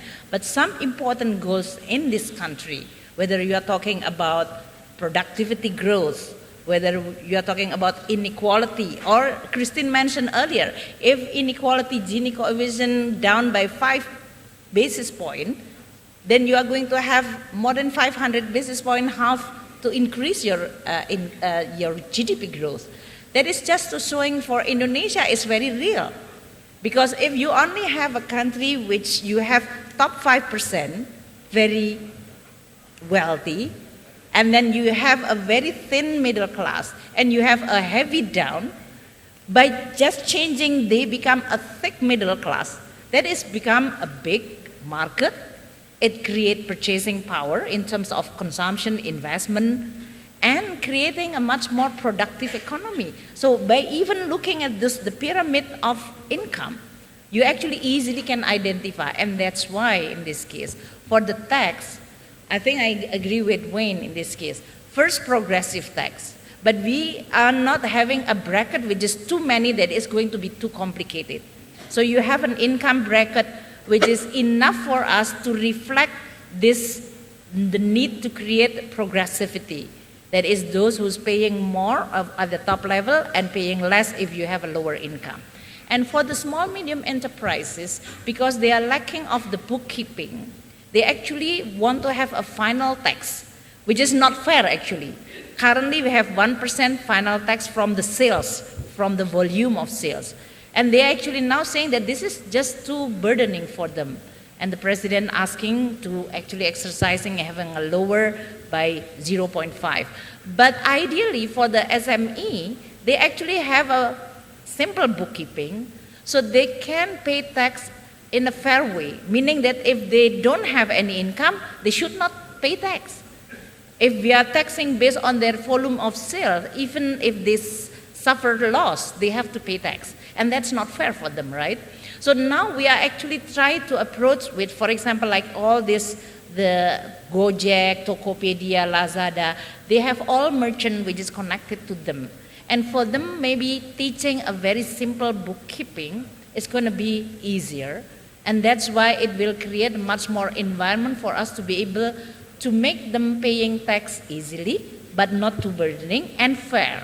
That is what we are discussing now with many of the industrial community in order for us to be able to formulate a policy which is reflecting the fairness, progressivity in this case, but at the same time we are not too burdening whether the small, medium enterprises or innovator, so that they are going to be able to continue productive. Yes, and Madam Lagarde, as the fourth industrial revolution throws up new challenges for policymakers, you know, skills polarization, income inequality, and creates a lot of winners and losers along the way. Is there a way, what do you think is the right remedy to promote inclusive growth?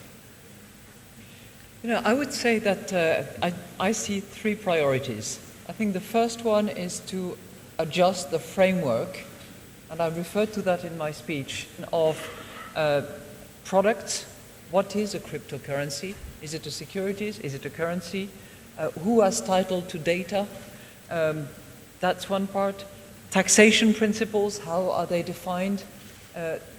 There's an entire framework that needs to be thought through, and that needs to happen in order to make sure that we can catch up with the acceleration of what you referred to as the fourth industrial revolution.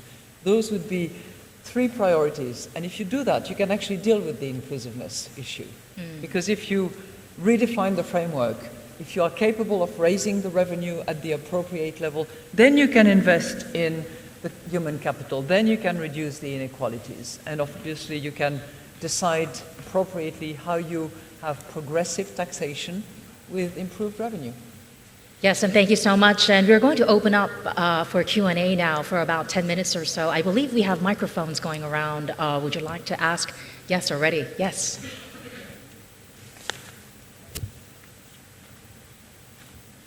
Microphones. Does anybody have a question? Everybody wants coffee. Oh, yes, okay.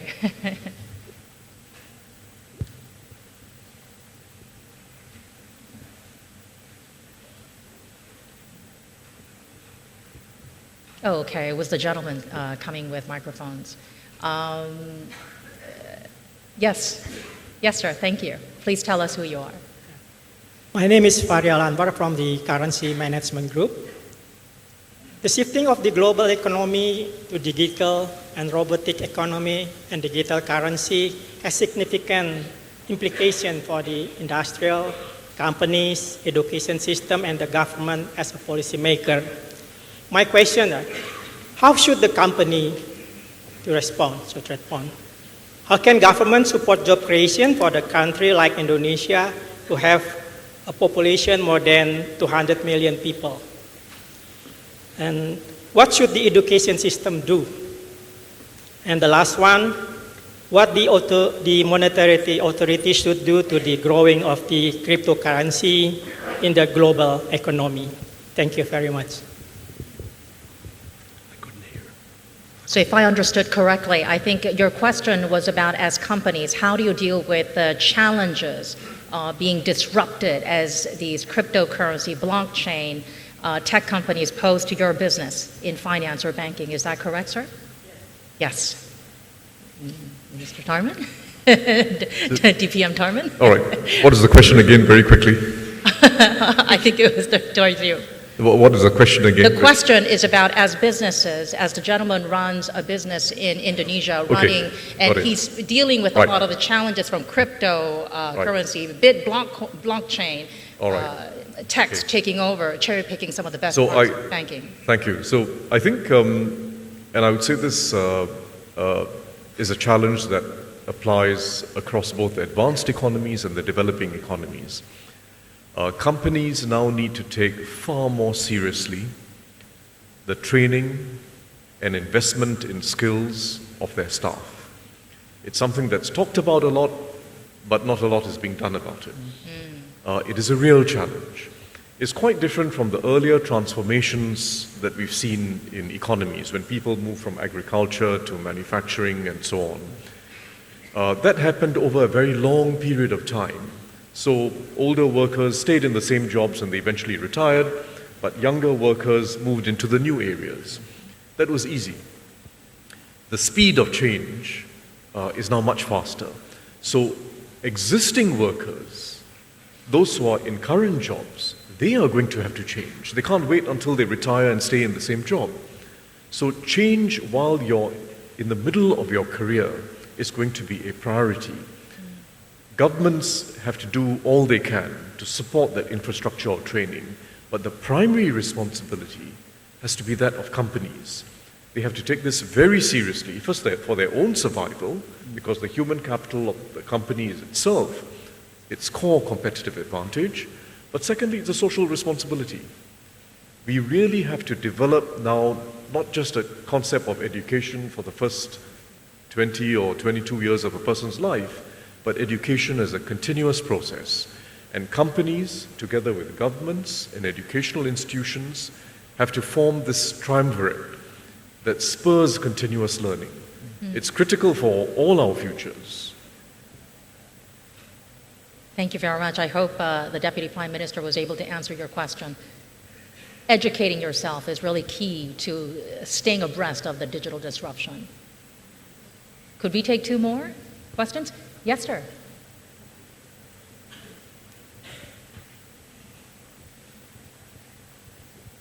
Hi, this is Hamza Malik from United Nations. I have two basic questions. I think it's fairly well documented now that globalization of last few decades, hyperglobalization, has been one of the major contributing factors to rising inequalities. Now inequality has become one of the major themes in terms of developing inclusive societies and economies.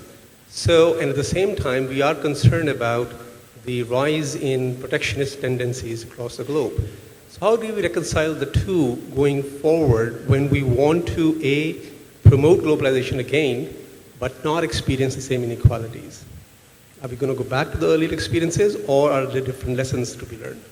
Second question, and partly related to the first one, is I think when we see, I think it was mentioned earlier, the decline in trade caused decline in investment.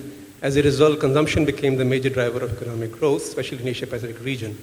But at the same time, when we look at the real wage growth dynamics and productivity growth, they're both slow or stagnant. And given the rapid technological advancements, this inequalities, especially wage inequalities, are likely to increase. So again, when we want to talk about inclusive economic growth as a sort of new growth model, how do we reconcile these frictions, these conflicting issues? Promote globalization, but not experience same inequalities. Promote growth, but not create only consumption-led, debt-driven growth. Thanks. If I understood your question correctly, is it correct to summarize that the broad economic recovery is not reflecting the fallback in wage growth, correct? Because of the digital disruption, people are, it's turning into a gig economy, sharing economy, so you don't actually see wage growth levels catch up to the broad-based recovery because people might be part-timing. Is that basically an easier way to put your question? Yes? So, Madam Lagarde, would you like to weigh in? Thank you very much. And, apologies from our side because the room is beautiful, but the acoustic from here is a bit complicated. So we try desperately to understand your question, and sometimes you are the only one who can do that. So great. I try. Maybe 2 points, if that's the question. Number one, I think the economies at large, particularly those that were the sort of in the first line to suffer from the Great Recession, have been badly damaged. It's the hysteresis that economists talk about.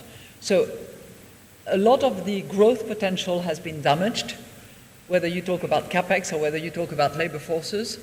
And as a result of that, the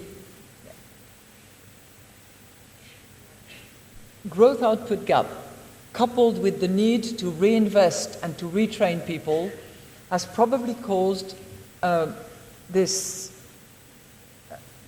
time distance or this time lag between recovery, as we finally see it, and the wage growth that we are just beginning to see. So there has been that time lag between the two, and it's probably caused by that. Economists are all struggling and searching, about this decline of productivity for years before the Great Recession, but particularly the stickiness of wages that we observe at the moment. So that's number one. Number two, we are now beginning to see in some of the advanced economies that are on sort of leading the charge in terms of growth, we are now beginning to see wage growth in more significant proportions than in the past. And that is good in and of itself, but it is probably going to generate some inflation in those economies that were at potential, if not already beyond, which is good, but a concern as well. I think number three, and I'll stop there, from a sort of structural standpoint, yes, the labor market is changing.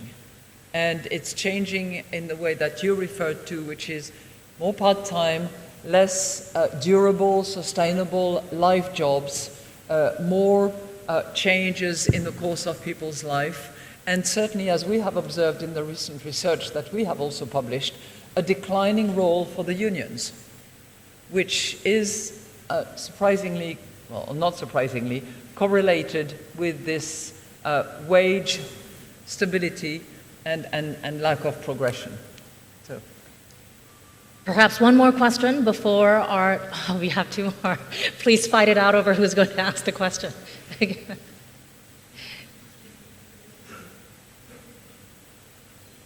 Yes, the mic is on the way.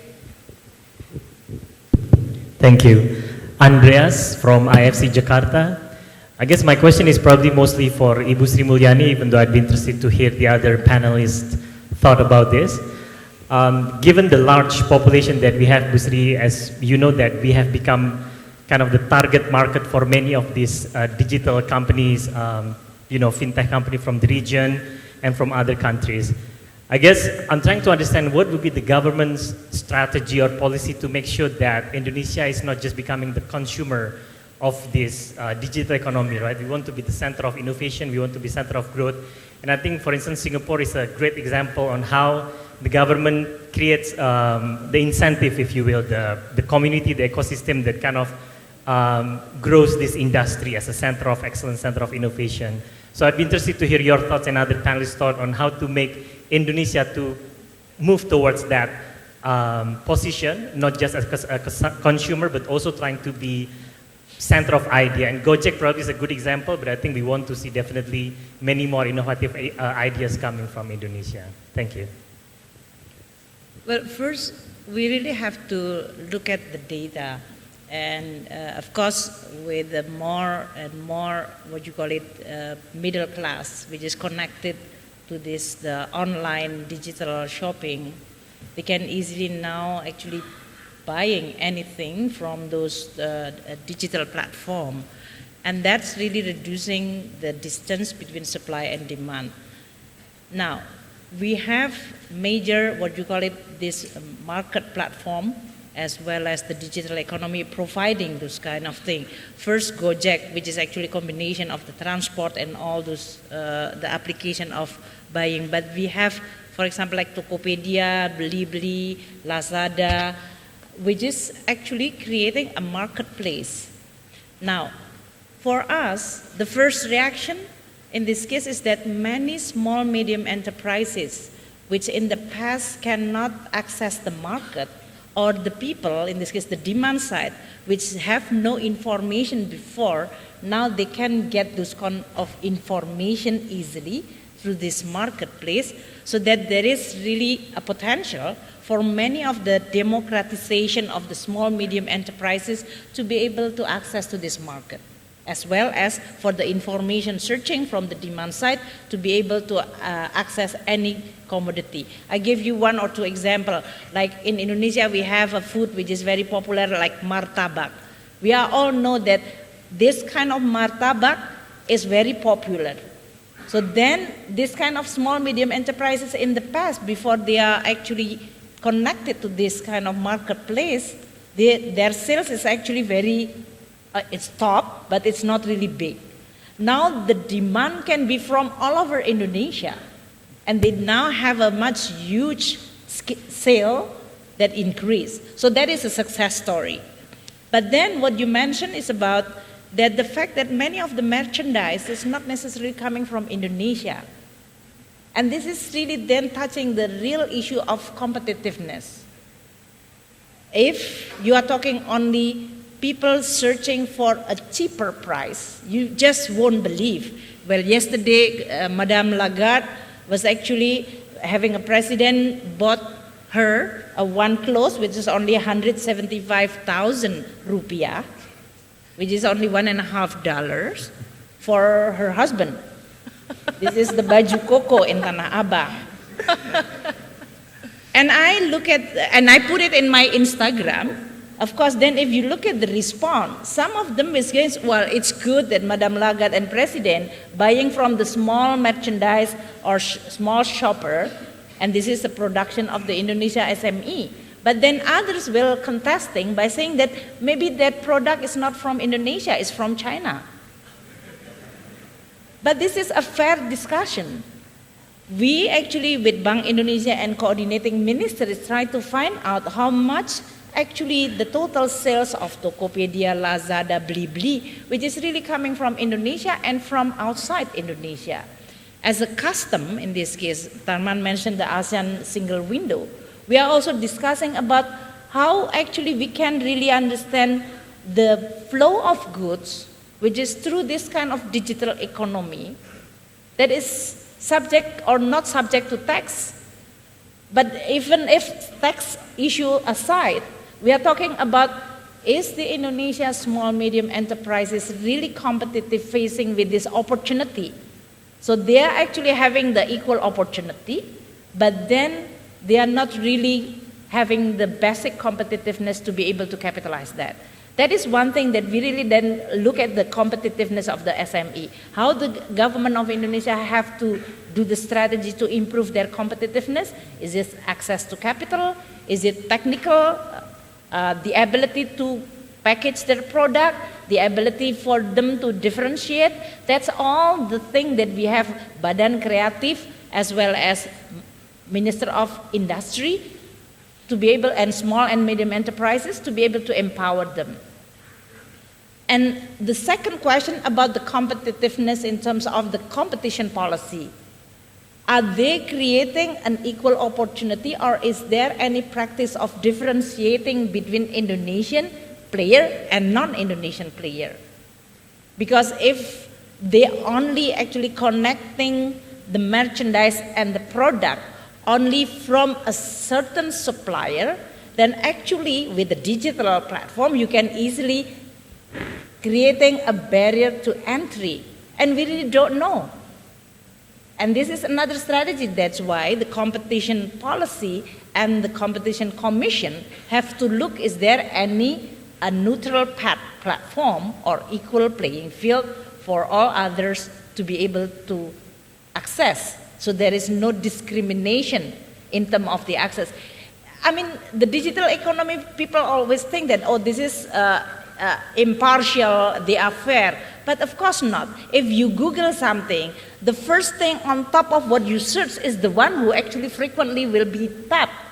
So if you have an information or you have any product and you put it in a platform but can be easily put in the down on the list, if for example I'm looking for a cloth or what is this tenun ikat, and then whatever appear in the first on your search engine is the one who get the advantage. And then if my product is going to be on the bottom of 5,000 list, no one even have the time to look at all those pages to find my list. So the question about the digital economy is also a question about the fairness of the competition in this case. Are they creating an equal access? And to be honest, I must say that the government of Indonesia, just like other government, is actually try to learn about all this phenomena. We are not know everything, but as I mentioned earlier, now President Jokowi is not reluctant or hesitant to actually invite all the players. Even the president visited to the Alibaba headquarters. His discussion with the Prime Minister Lee Hsien Loong is actually talking about the digital platform and how we are going to tap the what you call it, the competitive advantage of Singapore with the Indonesian own our ability to create a platform for the policy. So that is all the what you call it, the situation that we are having. But in short, when you're talking about strategy, I think I'm going to disappoint you by repeating the same thing again. First, the necessary condition. The strategy is to create an equal opportunity, meaning that you have to build infrastructure. Whether this is access of internet, as Christine mentioned, but also, as I said, connectivity physically. The second one, human capital. You cannot just only thinking about the top 5%, 1% who maybe is already globally competitive. But we are talking about 110 labor force or 60% of the younger generation in Indonesia. So human capital investment is going to be there. Third, competition policy, making sure that when you talk level playing field, fair competition, that is going to be there, implemented by both the player as well as enforced by the government. And third, government even thinking about how we are going to support the startup. Whether this is tax support, subsidy if it is necessary, although it's going to be very cautious. But if we have 1,700 startups every year, how you are going to select which one is going to be the unicorn and the other is going to be just fail? Everybody remind me that the level of failure of the startup is huge. But you never know which one is going to be the unicorn in this case. So for the government is creating a support so that the failure is not going to be a stigma first, and failure is not going to be a devastating for anyone who tried to actually start their career or their idea by creating a startup.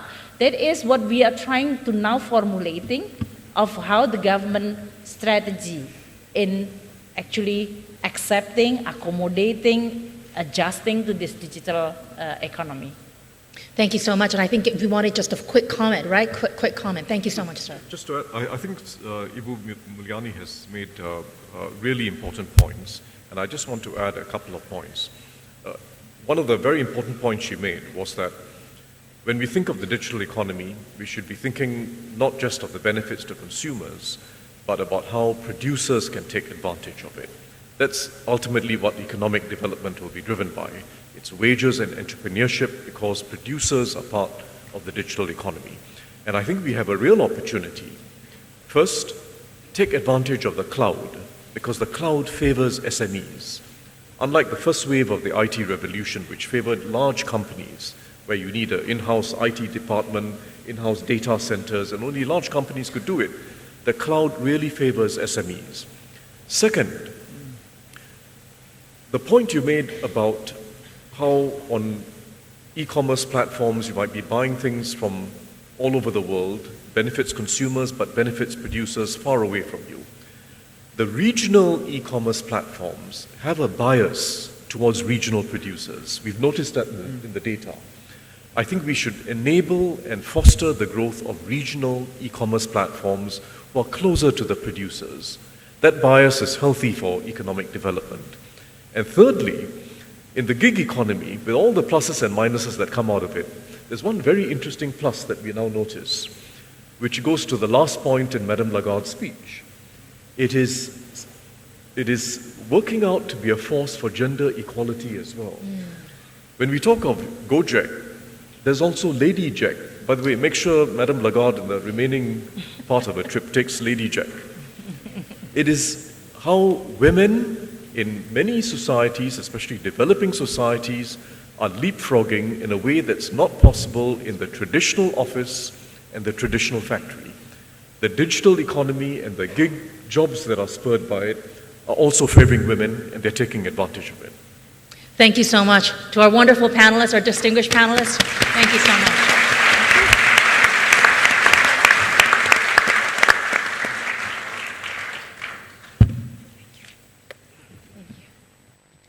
Yeah, thank you, ladies and gentlemen. Kindly back to your seat. And ladies and gentlemen, now we will go for refreshment coffee that will be served in ballroom 3 on the left side of this room.